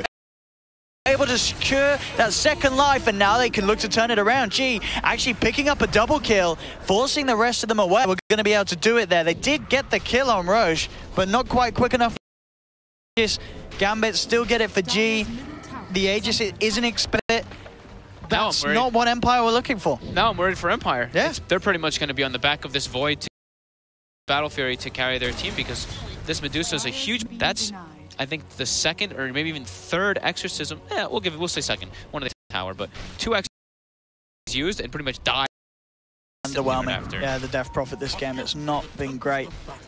It's just, as you say, that come out now. What do you do if you're Empire when you're in this sort of position? It's, you've got to try and take it to the point where you're voidly stacked, but at this rate, the Deuce is going to be on a similar, if not with the rate that G's been able to farm. This Medusa is going to be to the damage. Damage is fine. He did take the health talent. Okay. Always take the health talent. Almost always at 15. Math-wise, Owen, the other one is 25 damage. Dude, it's magical damage. 25%. You're against a DK, man. If you can have an extra bit of punch to the magical. I'm not going over this. Damn it, Owen. I'll believe you. It's a big number. It is a bigger number than 100, so, you know. There we go, tower's taken. Yep, they got to be able to play better around the Chronosphere and Exorcism. So they're still at a 3k advantage over this dude. Quite poor as well as supports. And so it is going to be a lot on G's back to carry this this Gambit lineup, but it is the scene Duso. Yeah. Hey, Duso. Yeah. Duso what? Nothing. Duso. I don't know, dude. It was. Come on. This is the second game and potentially 9. On, this is the action likes. Hopefully, lads and ladies are enjoying this one. Epic, potentially, this game. That's for sure. You have these both carries, farming up, getting bigger. Manta style now finished on the Void. Oh, Gambit. See if they can find some action with those ults. So they have the hook shot statics on. Bye-bye. I mean, it's not the biggest of kills, but it's a kill. Garmin taken down. They ideally want to fight. Does not really look like they want to fight. Miposhka saying, I'm pushing bottom lane, and so they're just forcing lanes out so they can take a fight on better accord, or until the Aegis gets a hook shot in. They're on FN. They get the silence too. Yep, straight down with the static storm. They're looking for the quick and easy kill. Bignum is falling low in response and will actually lose his life. Worth it. Yoku tried to buy time for the Void to get out of there.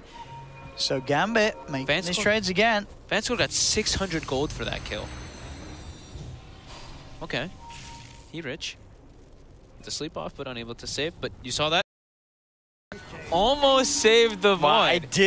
It didn't save. He was on strength treads. He may have been.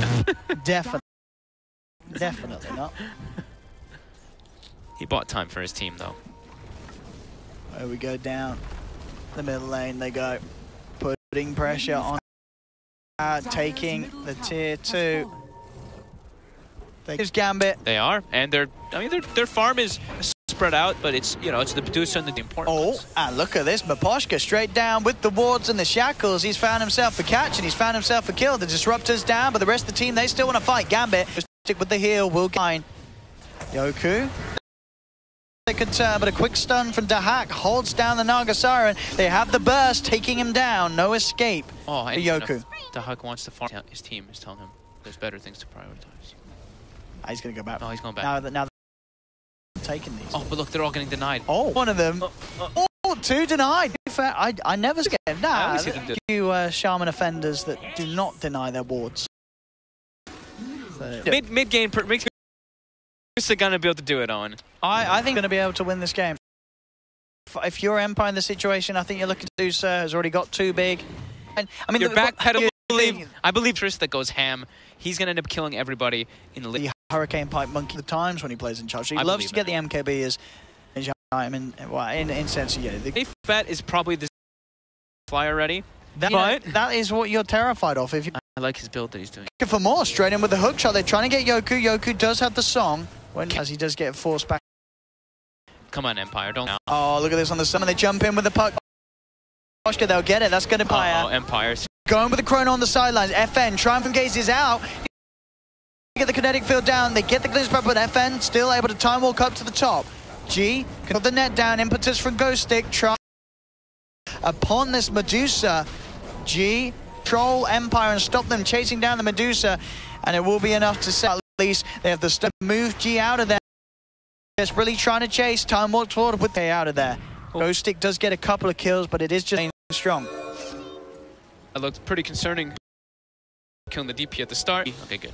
I switched to the Scotty eventually. I actually want him to go. Okay. I actually think he wants to just be that, because I think versus Empires, I think Chentra's DP might be able to handle it versus. He's already starting to. You believe much in the fights against Damascus. party. Yes. You know, limit a lot of the damage that FN's doing. FN try again. It's a big kill now. He's got Gem on. And he's thinking he does have Big Num's clock with him. Hook shot at the ready. And G straight in with the Chrono Blade. Have they got enough damage to bring him down? They do. That's a big kill. They take down G. They turn Empire. That's a second. G, nothing much you can mention. The Manta Diffusal is certainly very, very strong against the Medusa, as we saw here. If she ulti, this was actually Void Death Prophet we saw versus it was Newbie who had a KB on the Dragonite. Best to hold them off. Did buy back for this, and Empire actually respecting it.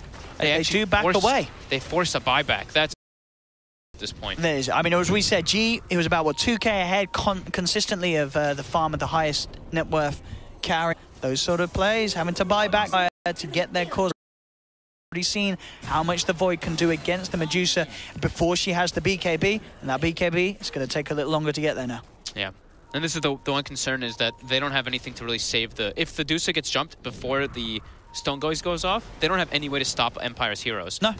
The Enchantress will be wailing into the Chrono, as well as the Death Prophet abilities, because Death Prophet shouldn't really die to anything else that Gambit enough, as long as she gets it off, that she won't die as long as the Deuce is not hit. So Gambit, the way that they can do this one now is pretty with her, because if she dies now, that could just literally be the end of the game there. But for Gambit, next step is get the Roche, get an Aegis, get a cheese on that Dusa, and then they can actually look to take those engagements versus Empire. And that's the MKB as well. I mean, we saw get a Crone on this Dusa. She does die at this stage of the game. That is for sure. For with the MKB on Enchantress. I like that Nyx switched and went back for a Blink Dagger over the plate mail here. So positioning in Chronospheres is going to be really important. Positioning for silences as well. Very good lineup. How's our DK doing? The hack does have 9-second BKB. Did have to use it before, like you mentioned, and still died to Enchantress. But that could help him start the fight. Sure. I think that the problem at sort of what these sort of 6 minutes is for Gambit. If they lose the Dusa, the game's pretty much over. Yeah. They are in these 6 minutes. We'll see how. If they do want to try and maybe even die at the base at this stage, what they can absolutely do. If they get in with the Chrono, they can get the kill. Roshan is up, so Empire. If Empire gets this Roche, I'm for Gambit, unless they do some miraculous high ground defense. They themselves can fight around the pit. Yes, they are. They want to do exactly that, as you condition around Roshan. Right here. Whoever gets the perfect initiation. 3-man Chrono, that's going to be Empire leading the way. If Dusa gets forced into a Dream Coil and just get Stones Gates off, then it could highly be Gambit taking it. Empire positioning themselves. They spot out the hack. Oh, they've got the instant hack straight away. Have they got the damage to as well? Where's the backup and trapping up the Void? Brief Fire comes in. FN still alive for now. Gets him some popping the Song of the Siren, but the BKB's up from the hack. Still manages to get the stun on the Siren. Backup from the ready. Goes for the stone. Impetus. Oh, the full 5-man Empire with the perfect map. They knew Gambit was going to be hovering around there looking to contest the Roshan. They just run straight at them and they pick them apart piece by piece. What I tell you about this Enchantress, man. The Deeps from Ghost again. FN actually got kind of lucky in that situation. This Void, he got cog pushed out of the disruption. Sure, yeah. Worked definitely in his favor, as we saw there, being able to get out. I think no Dusa for a full minute. There's no Dusa. And it's double siege waves too. So bottom's getting pressured, mid's getting pressured, top's dead. I think Gambit have lost this one. It looks to be. We wondered if they could rest their hopes in Medusa, but again, it's a Dusa game in the sense like you have an AM game. You know, you lose that sort of single core and bam, the game is over. As it seems, as again, trying their best to put a stop to this push forward. They will obviously get another chance, Gambit, as we do have double elimination as the format, but this very much looks to be game over as Empire are just cleaning up the base, racks by racks. Gambit, as they do have a Dusa, they may hang on and try their best to take it forward to another level, and they do catch FN, but I would say they catch FN. FN's trying to man up. Does get caught up with the stuff from Dahak. Can they bring him down in time? They can't. Ghostic's there, throwing the impetus in. Look at the damage being done. This DK falls back to the fountain. Cheshire Cat jumping forward. Gambit will try their best for one last stand up against Megas. Can they get Ghosted? They grab back the Enchantress. It's a big kill. They need so much more. And they're jumping in. Dreamcoil from Cheshire Cat, but FN coming in with it to return play. Goes in with the Chrono. G's trapped on the edge of it. The Meteor Hammer comes down, but the BKB's out as well. Net holds him in place, so he won't be able to get the full damage done. They're trying to chase, but Nick's with his own BKB. He's fine. In fact, he's turning. He blinks in aggressively. FN back in, really wanted to continue the fight. They have the shackles on the Medusa, but the Dragon Tail stun comes out from Dahak. FN falling low. Time Walk keeps him alive, and Nick's with the Exorcism is cleaning up. GG is called, and Empire will take the series 2-0 as they knock Gambit down to the lower bracket. Woo. They had from F had the man to defuse, and he said, well, let's go. This is the time to fight. If you Chrono the Medusa, they, as you said, they had very little save really once the Chrono was down. Sure, they could throw things in to sort of, you know, play with the Void, but there was no real way of keeping it safe. Yeah, I didn't really feel like... It's weird, too. I looked at Gambit's lineup, and I'm like, I don't really feel something together about their heroes and their playstyle, really. They took... It's like 16 minutes by the time the Clockwork at level 6. Disruptor hits level 6 at like 14 minutes. I would say the supports need to find a different priority to get those level 6s earlier so they can make moves around the map a bit. Forest did great, though. All three. They won all 3 lanes. Yeah. So they were looking great, but... They did have a good laning stage. Again, as we sort of saw at the start of the first game, yes. It was just going down to, again, to the coordination. Empire just had a bit of a better game plan, really. Better coordinated all around the map. Like, even when they were pushing here for the GG push, it's not like they were pushing one lane. They pushed all 3 and they smoked and made a play. Definitely had better decision-making on Empire and Gambit. Oh, they were struggling in the mid. Yeah. So we are going to close up this series, of course, by checking out what's going on with the predictions. You backpedaled. Do we give you only a half of... You were like... I think Gambit's got... No. We go we'll off... add rules. No, we're not adding any rules. No, the rules are you go for the prediction, you get a point. We both we both get a point. We both get a point. No one for you. No one for me. Well, how come yours look so much better than mine's? All this line is such rubbish because of what I did. It's not. It looks no, these two are the great. Same. I'm saying these two are great. This one's rubbish. And that was my. What's wrong with that one? It literally, the viewers cannot notice any difference. So Fog at the moment leading with 2 correct predictions. I predicted 8% prediction rate. Wow. My goodness. We're going to be able to show you the brackets now, ladies and gentlemen, so you can see exactly what that series means for the opening of the CIS Regional Qualifiers. As you can see, Empire will move forward to play the victors of our next series, Spirit versus Suicide Team. My goodness, the trees are attacking me. Be careful, Owen. I'm trying. These guys are getting feisty. And, of course, the side of Gambit will be knocked down to the low grid to play against the losers of Spirit versus Suicide Team. So, what does that mean? That means we need to see Spirit versus Suicide Team. Yes, we do. Which we will do. After a short break, I believe, we are going to have. Hopefully we get the game on ASAP. We are going to try and move the rounds on as quick as we can so we can keep you beautiful viewers at home entertained for the maximum amount of time possible here at the Corsair DreamLeague Season 9. Any final words to close up that first series? Any... Gambit has good individual play. Teamwork, not so great. No. And, yeah, just think they need to look at that. I don't think they should even look at the first 10 minutes of their games. They should probably just look at the 12 to 28 minutes and see what they could do better. Yeah. I think their drafts could use some work, but I think that will come when you play more. I think that's good advice. Good advice there from Giannis, for free as well. You know, if they want more coaching, he's available. I'm sure G. He's not. We need you to cast, so don't offer him coaching jobs. Help. Well, ladies and gentlemen, we'll close this one off now. Don't go any. It should be a Suicide Team up against Team Spirit, our other 2 teams here in the CIS Regional Qualifiers. It's going to be exciting. It's going to be hype. I've been OD Pixel. This has been Fogged. We'll catch you on the flip side.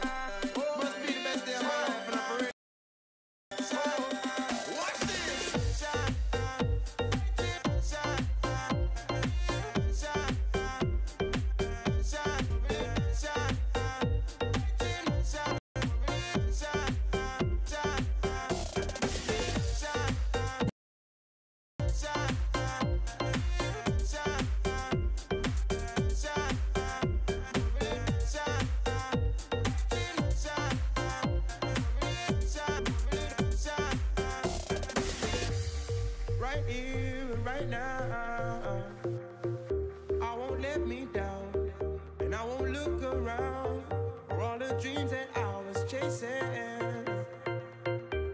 and all the time I wasted. Right here, right now.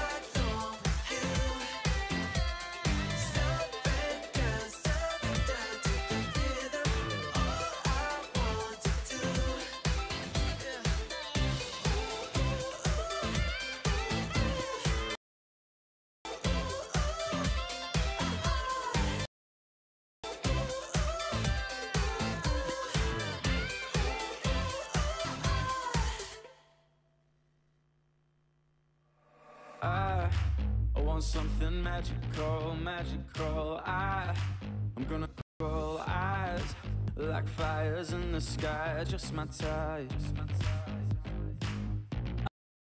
Not messing around. This heart is bleeding. Out cruising the town. The love I'm needing. I see you around. You got me screaming. 1, 2, 3, bring out the fat in me. Ready all night on the dance floor. Next door. Your love's a spell, can't take the heat without your poison. All night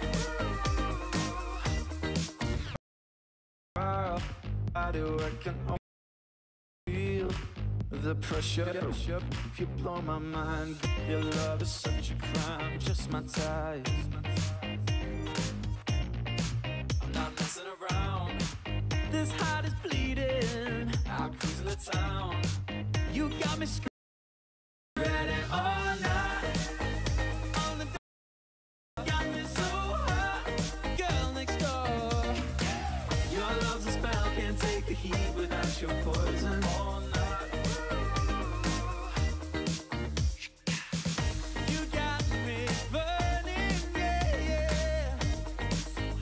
On the dance floor. Your love's the heat without your poison. All night. Ready or not, here I come. You're hiding, gonna find you. Ooh.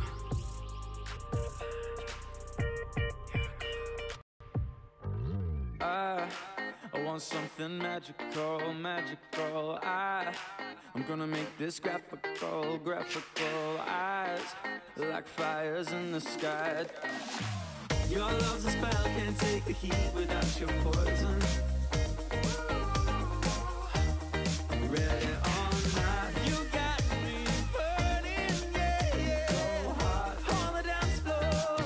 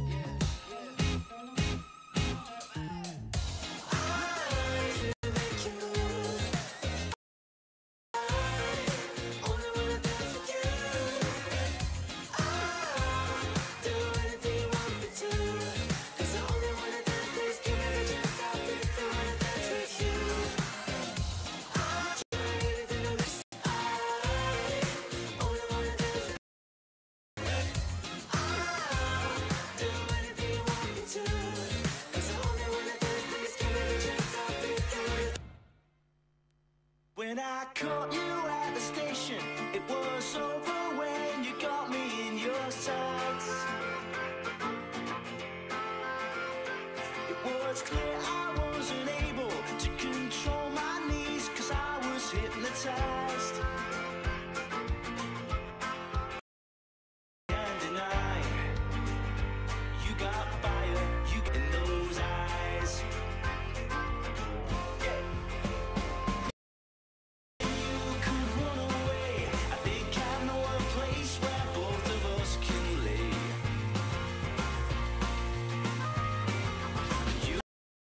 I'll be yours. I think by now you know my heart is yours to break.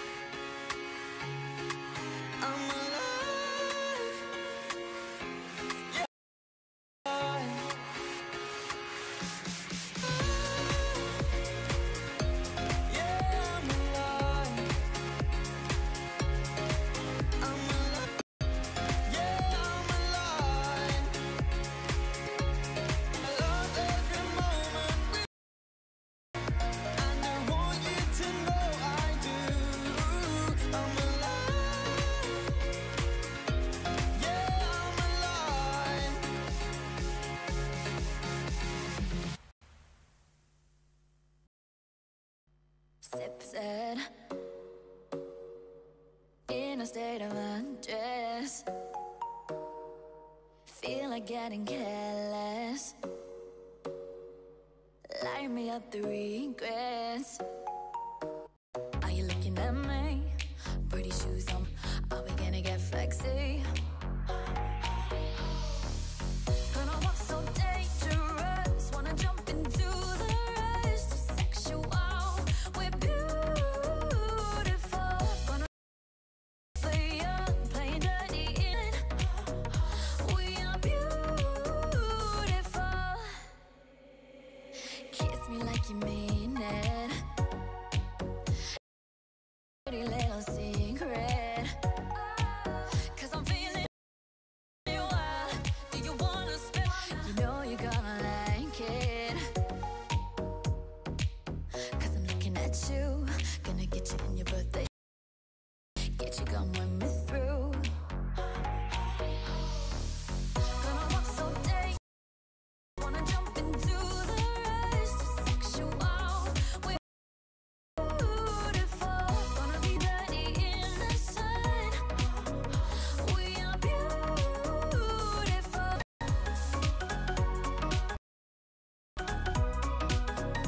We are beautiful.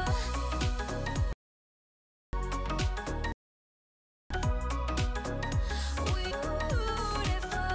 Are you looking at me? Pretty shoes on my feet. Are we gonna get flexy?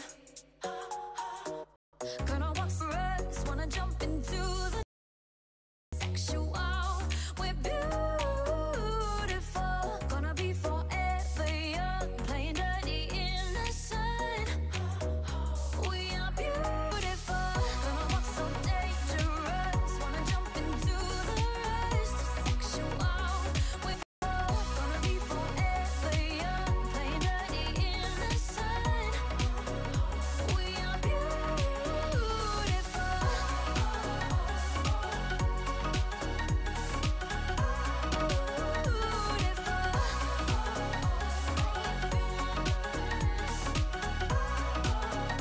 We are beautiful.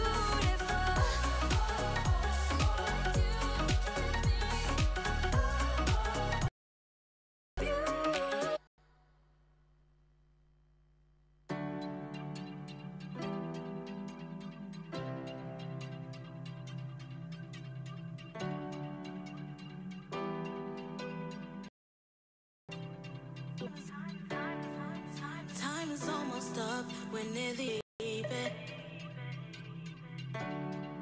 No matter what we do, it keeps ticking away, ticking away. My summertime love in the faraway place. With your loving soul and that beauty. No one can know about the day or embrace. You're no good for me, is what they're all gonna say. You are my summertime love. When we go back, no one will know how we were. You are my summertime love. Out on the beach, watching the stars up above. You gave my summertime love. Before you know what love was. You gave my summertime love. You gave me summertime love. You gave me summertime love. You gave me summertime love. Before you, I just didn't know what love was.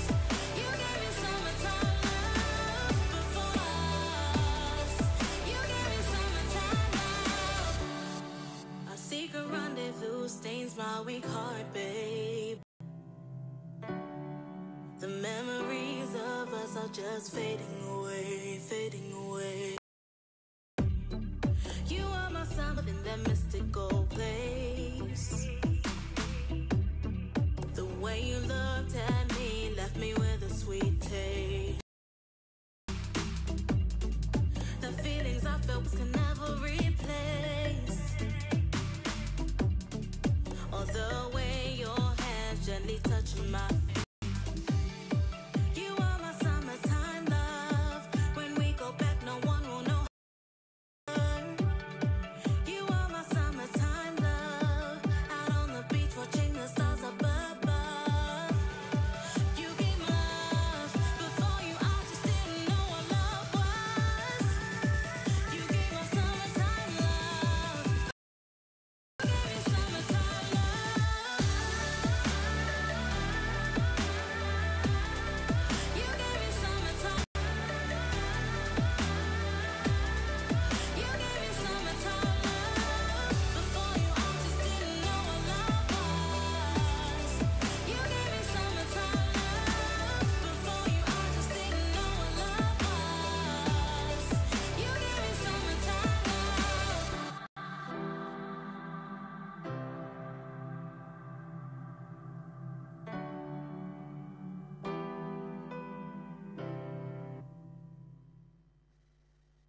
We're in free fall.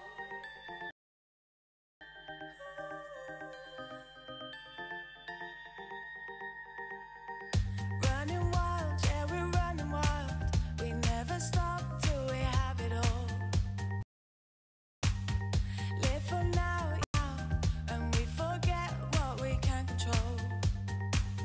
See a million as we're burning through the night. We've never hide, running, breaking all the rules. Oh, we are, light it up, light it up. Oh, we are, light it up. We're in free fall. We're in free fall. We're in free fall. We're in free fall. We're in free fall. No regrets, we've no regrets. Maybe will never come. 'Cause tonight we're free, we don't need no sleep. The beautiful. Oh, we are, light it up, light it up. Oh, we are, we're in free fall. We're in free fall. We're in free fall. We're in free fall. We're in free fall. See a million flashing lights burning through the night. We've never felt so high. Running with the wolves, breaking all the rules. Oh, we are, light it up, light it up. Oh, we are, we're in free fall, free fall, free fall. We're in free fall, free fall. We're in free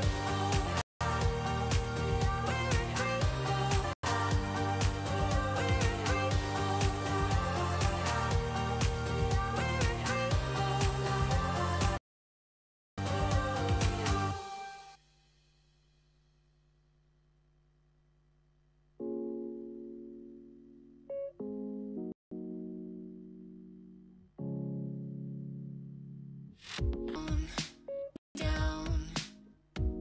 Just give me anything. Forget the doubt. Sit this out. Just don't say anything.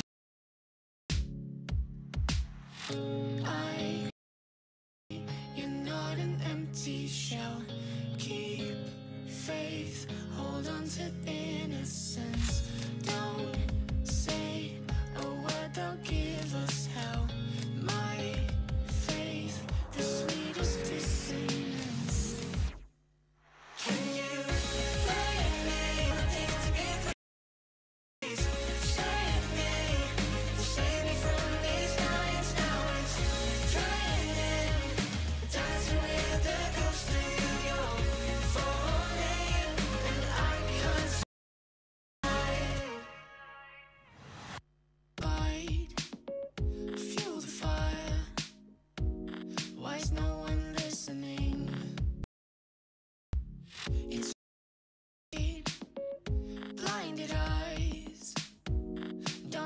will ever win. Pray you're not an empty shell. My faith, the sweetest dissonance. Can you pray me for one thing to be close to you, please? It's not, it's now, it's trying. Dancing with the ghost of you, and I can't see.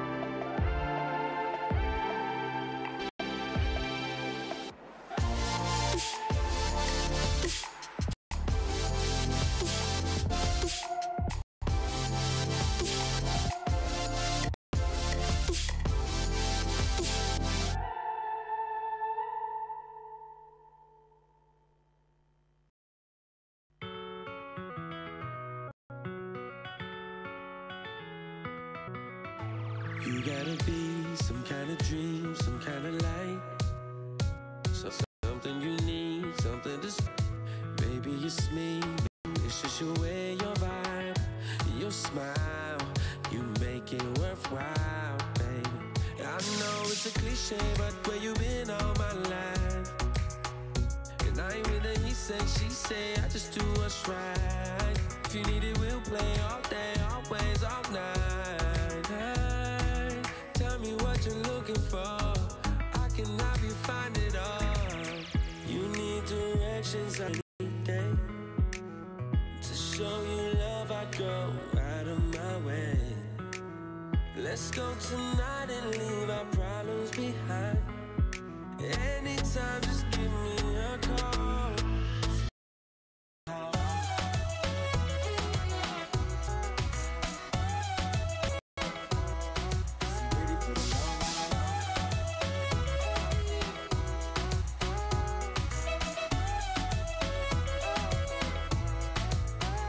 I didn't know, should I move slow? Where we could go, not like before. Girl, I don't wanna crash. If we believe where it can lead, girl, we can make it last forever. With your smile, make the ride here worthwhile. Yeah, keep it on the replay when the vibe is just right. And she say, I just follow my mind. And if you need it, we'll play all day, always, all night. Hey, tell me what you're looking for. I can help you find it all. You need directions, I'll be there any day. To show you love, I go out of my way. Let's go tonight and leave our problems behind. Anytime, just give me a call. 'Cause I'm ready for the long haul.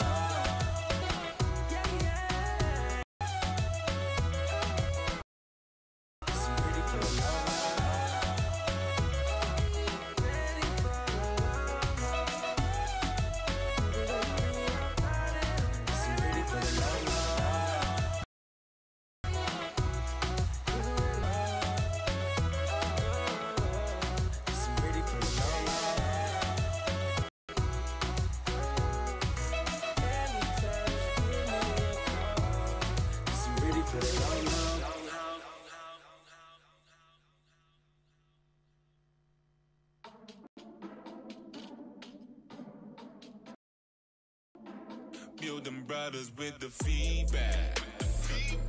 Like my levels, I don't need that. Ain't tryna be found. Where I'm headed, I don't need maps. Believe that. Who they been ain't tryna be that. Who they been ain't tryna be that. Believe that. When they hit you with the feedback. Believe they been ain't tryna be that. Believe that. Who they been ain't tryna. How you should do it when they never done it. It's the rains when they never run it. All out when you never. Stand in the line, I got lines for you. I follow no rules. Fools. Not just like a map trap, but they never done see, so it's funny. These cops couldn't conceive if the shit was on sea. Cut that feedback. Your advice, you can keep that. Where I wanna go, no one be that. My vision, no one see. Trying to jump, I can reach that. So I'm trying to mute 'em like a weak track. More time than shallow, yeah, I deep that. Steer me, but I drive, so I don't need cabs. So, building brothers with the feedback. Like my levels, I don't need that. Ain't trying to be found. Where I'm headed, I don't need maps. Believe that. Who they been ain't tryna be that. Believe that. Who they been ain't tryna be that. When they hit you with that. Believe they been ain't tryna. What the hell with a in the jeans? They just took up that side of pagans. True. No, they gon' handle that. Stereotype like a book a boombox. When I do set way, take your plan back. If you to the clone, say get on the floor. It's a stick.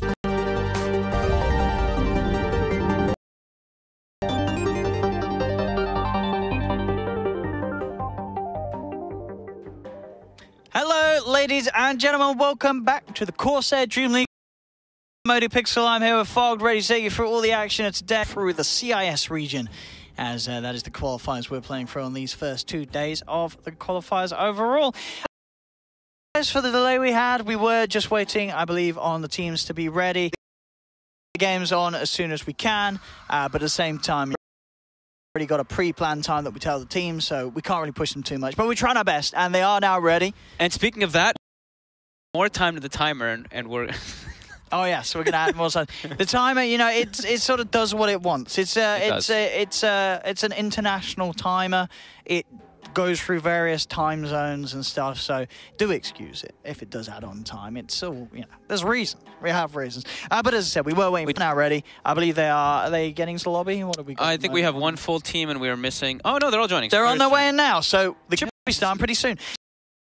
If you weren't aware, is Team Spirit versus Suicide Team. And Suicide Team, they had actually won the open qualifiers with Vanscore. Okay. However, what they going to say? We just watched Vanscore play on Team Gambit. So he's changed team. So he changed team since then, and now I don't know.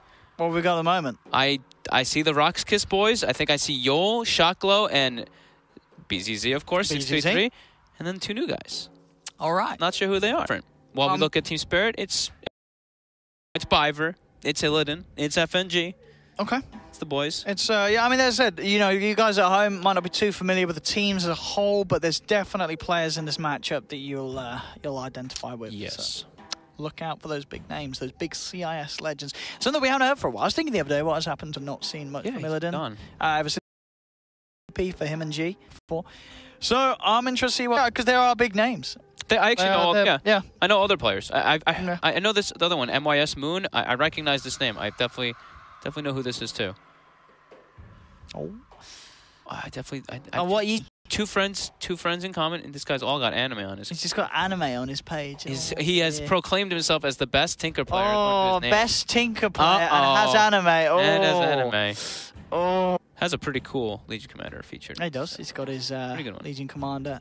But yeah, they're all almost in the lobby. They're actually all in the lobby. We've got everyone. And look, Suicide Team are ready to go. We should have the game starting pretty soon. So, ladies and gentlemen, Suicide Team. They do not have prepared themselves a nice default Dota 2 logo and Muppet.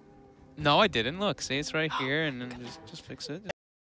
Invite you back next time. Right, let me fix it. Oh, jeez. Oh, be careful, man. There we go. There we go. So, Team Spirit is dire.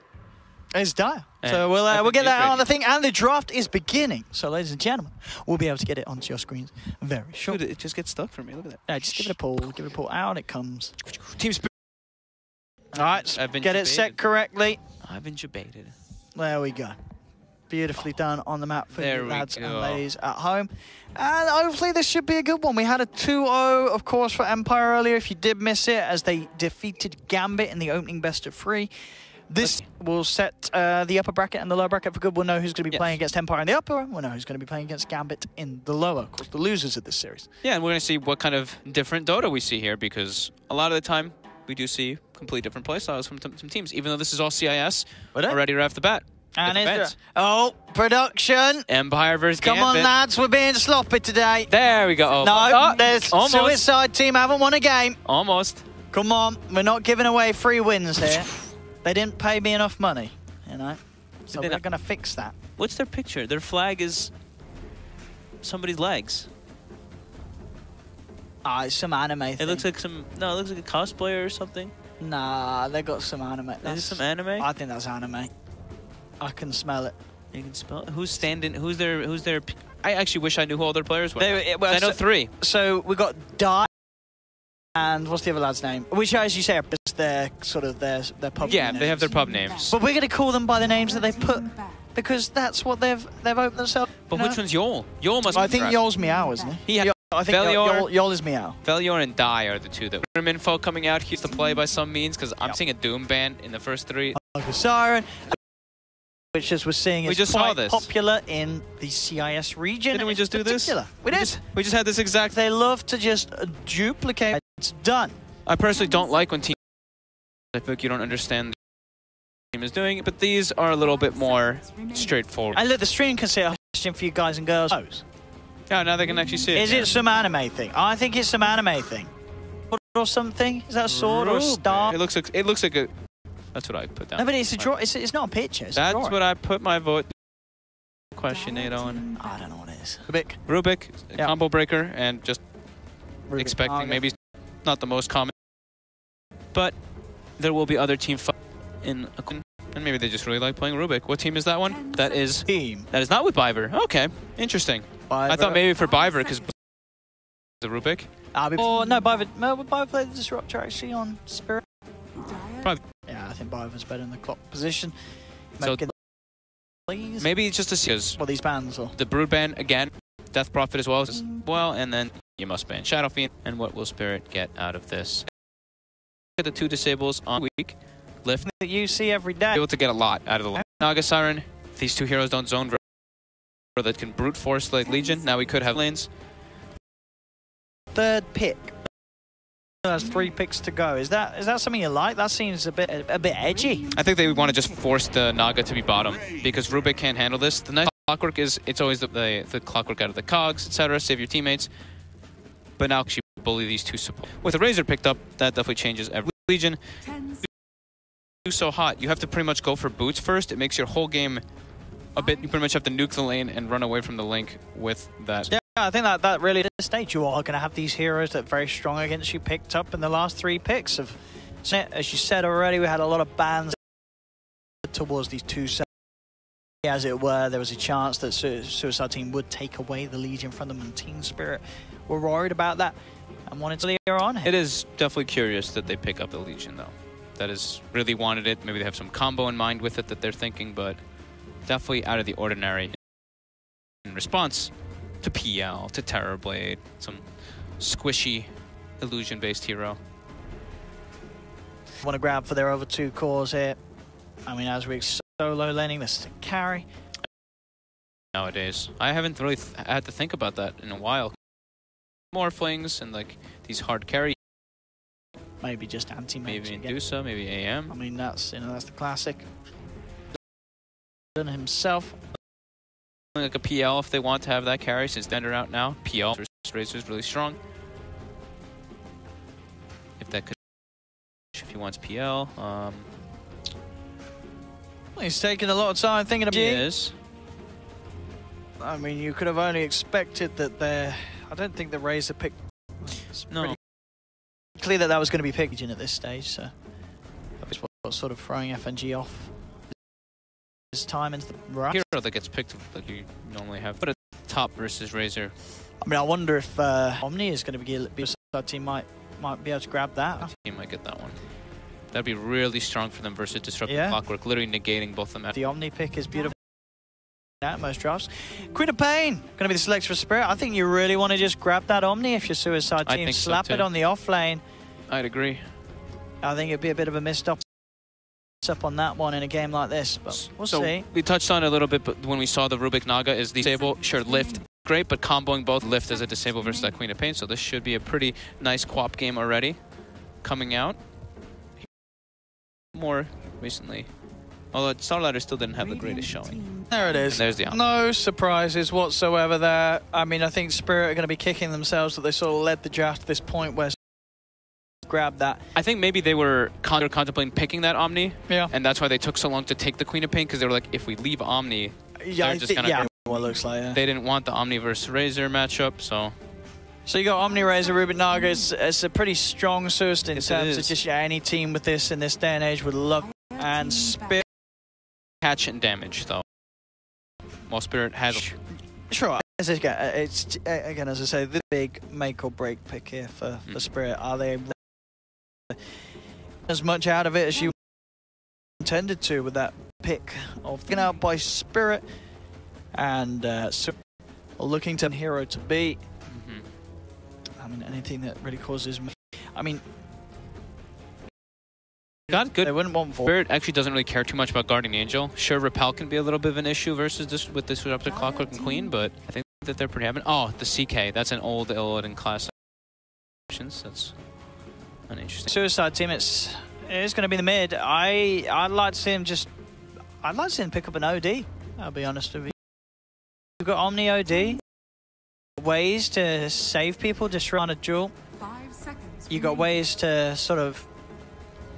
I think it could be strong, but we'll see what they want. It is. I think this Honestly, is beautiful. we're banning This you know, is- they pay us the big bucks here at DreamLeague, so they get Last pick, is this analysis. so maybe that's not a PL, maybe a Spirit. PL.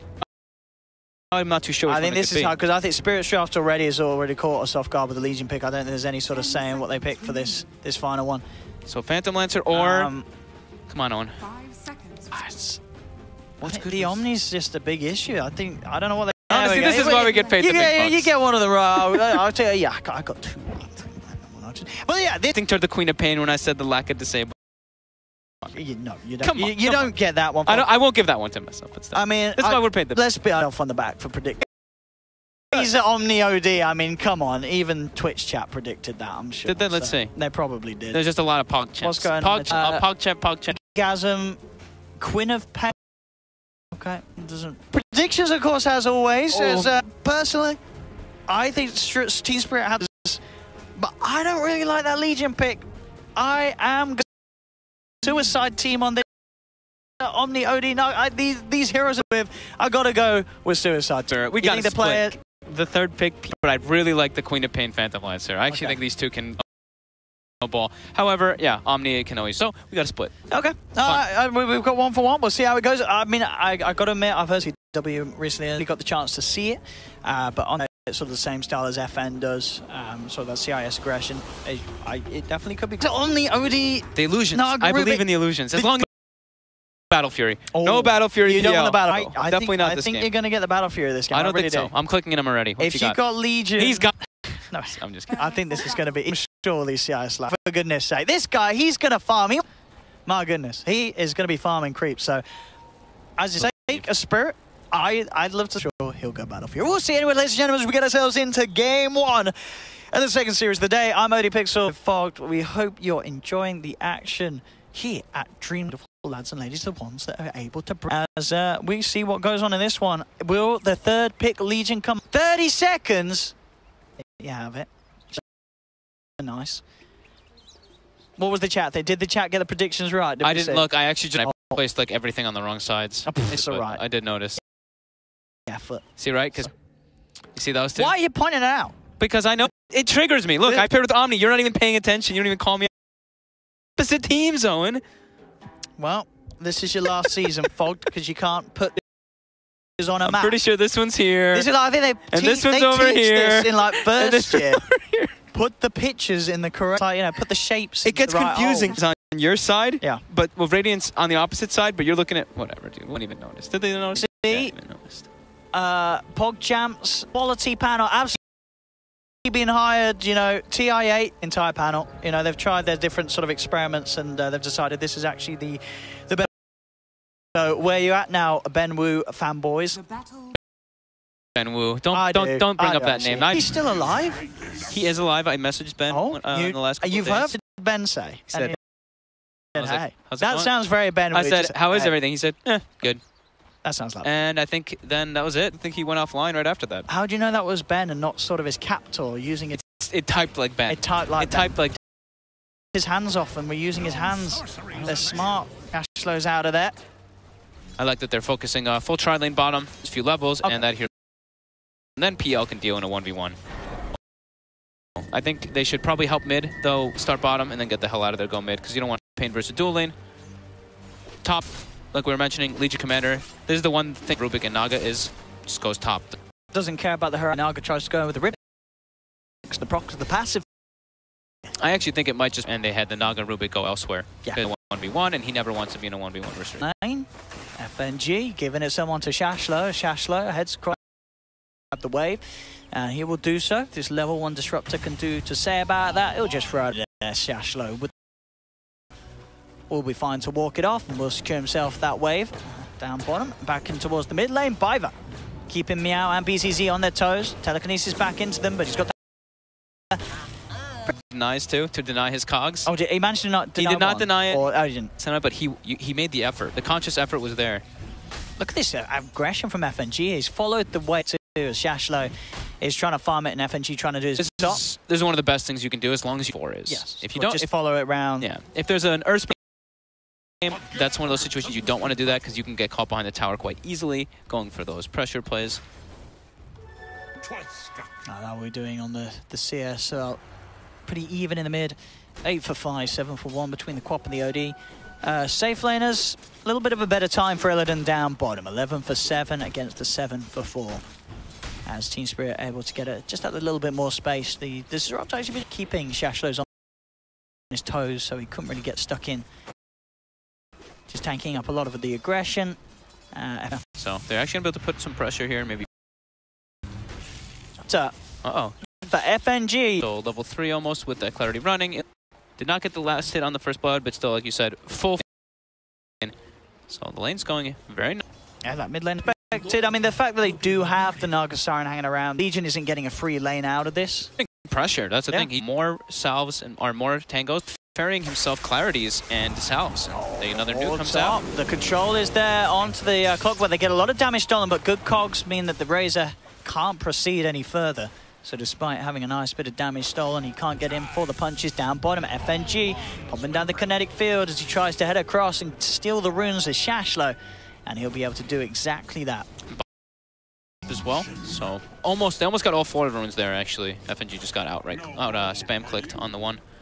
Saksha was able to claim it, and now FNG putting a ward mid just so that the Queen of PM can have a nicer life in the mid lane. But speaking of nicer life, 17 and 17. I said, you know, I've heard good things about Ion it so far. He had, well, the extra bit of a fuss in the mid lane as they did have 2 there. Biver did come across and help him, of course, and it's certainly worked out. 18 and 17, as you say, against the 12 for 6. That is pretty dominant. Yeah, he's just straight up owning the lane. I mean, in a matchup as well that can certainly go either way, depending on the skill of the players. Bottom lane, Shashlo being gone upon. He's got the Purification, the Repel. He's going to go just straight for the TP out. He will make enough damage, but again, the Omni being forced back out lane. He has managed to find a little bit of CS. Well, I say a little bit, quite a bit of CS. 17 last hits. Pretty good. So even though he's been forced back out, he does get stuck in each time he heads into that lane. He just has less experience than the Legion commander. Yes, with the way that he's been forced out. But the thing is that they're doing different kind of play styles. You see the Omni actually has like almost toward that Soul Ring, a wand and boots, while I see Legion has just the boots and he's just been non-stop bringing clarities out. So that's pushing his last hits a little bit more, so he does have actually less net worth. Or a little bit more or less worth than die. But yeah, he's been using a lot of consumables and higher level, so he's happy. Yeah, BZZ is really struggling in this mid matchup. Jeez. What's the level difference looking at? Well, level 4 on the OD, what we're seeing on the Quap at the moment? Almost 5. Almost 5. So about half a level advantage. Look at this, nuke. Yeah, the cogs come in, but at the same time, that sets up for the nuke. That's absolutely massive. They do lose a 1 for 1. We'll see if they can chase down a second kill. Doesn't look like it's going to happen. The route's too strong. Velhoyle's able to hold back. So that was he's see if he can chase this, but not quite enough mana for another nuke and such to get the movement speed to boost him down. That was really neat. I don't think that they expected the Legion commander to still be in the area because he burned all of his resources, but the Moon actually, or I'll just kind of call him Moon for now, the offlaner, he bought a bottle at the secret shop and had mana to actually get the nuke and help his teammate there. Otherwise, I don't think he would have had mana to join him. So they did not expect that rotation by any means. Biver making the plays. Another bit of an attempt onto Shashlo. It's getting harder to control now, though. He's level 4. Has the relevant skills ready to go. Mid LTW. They do have the telekinesis, but of course, between the two of them, no other sort of control. So he's able to blink, keep himself safe.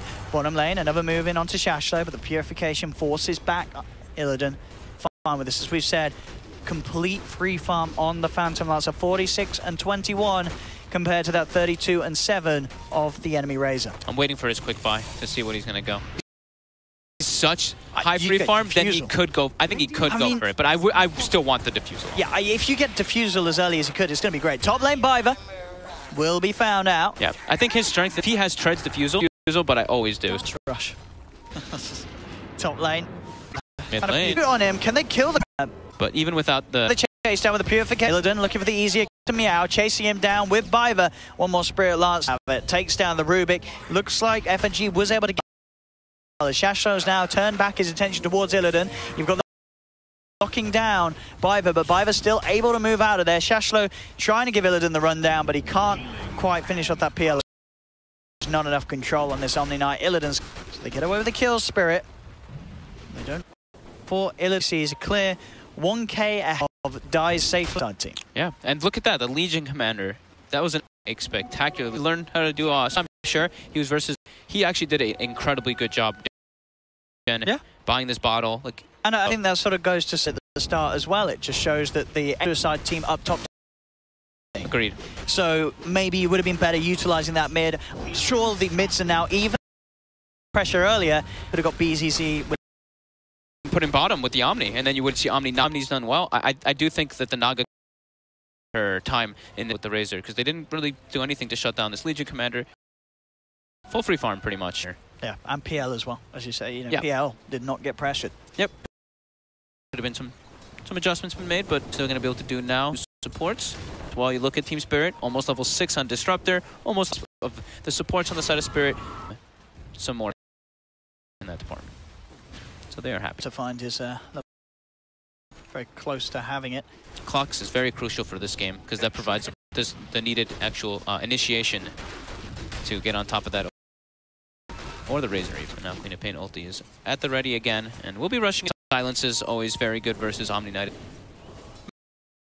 Commander has actually been left. The control, they go in straight away. Static Storm immediately used by FNG, pretty much Alex.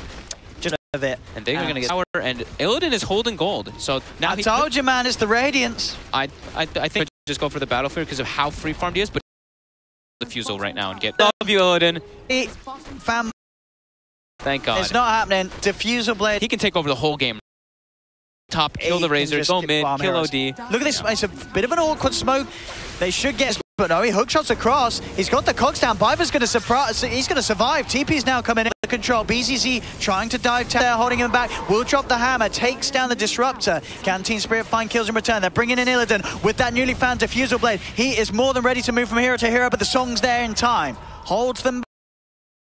Does he have a TP though himself? It doesn't look like he does. He is. ILTW jumps forward. The no escape on the back of the swings around as well. They have the duel. They'll get the bonus damage. Meow goes for the TP out. Will make it. Unsuccessful smoke gank from Suicide Team getting turned around. Dual damage into the hands of Moon's Legion commander. And they'll now put some pressure themselves onto the tier 1 top to the bottom lane as Legion's straight down there for the farm. Man, I'm really concerned. So under-leveled, and they don't have a great combo. When I see this Naga Siren picked in a lot of these games, I'm like, man, Naga's such a good hero.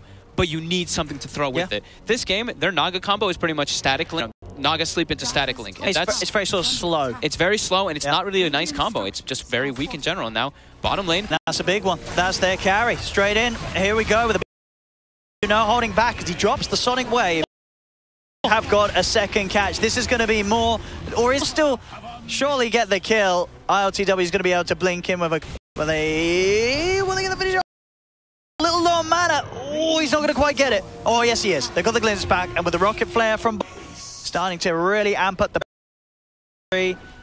And as we said, the fact that there's that 12-minute Diffusal Blade on Illidan means that for them to head in onto him all out on their own. Queen of Pain down in the river.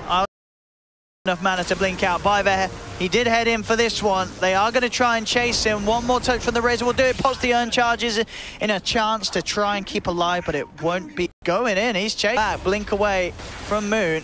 He didn't. He tried to up the Queen of Pain. And look at this, Illidan. I mean, to rack up for this PL. Illidan, especially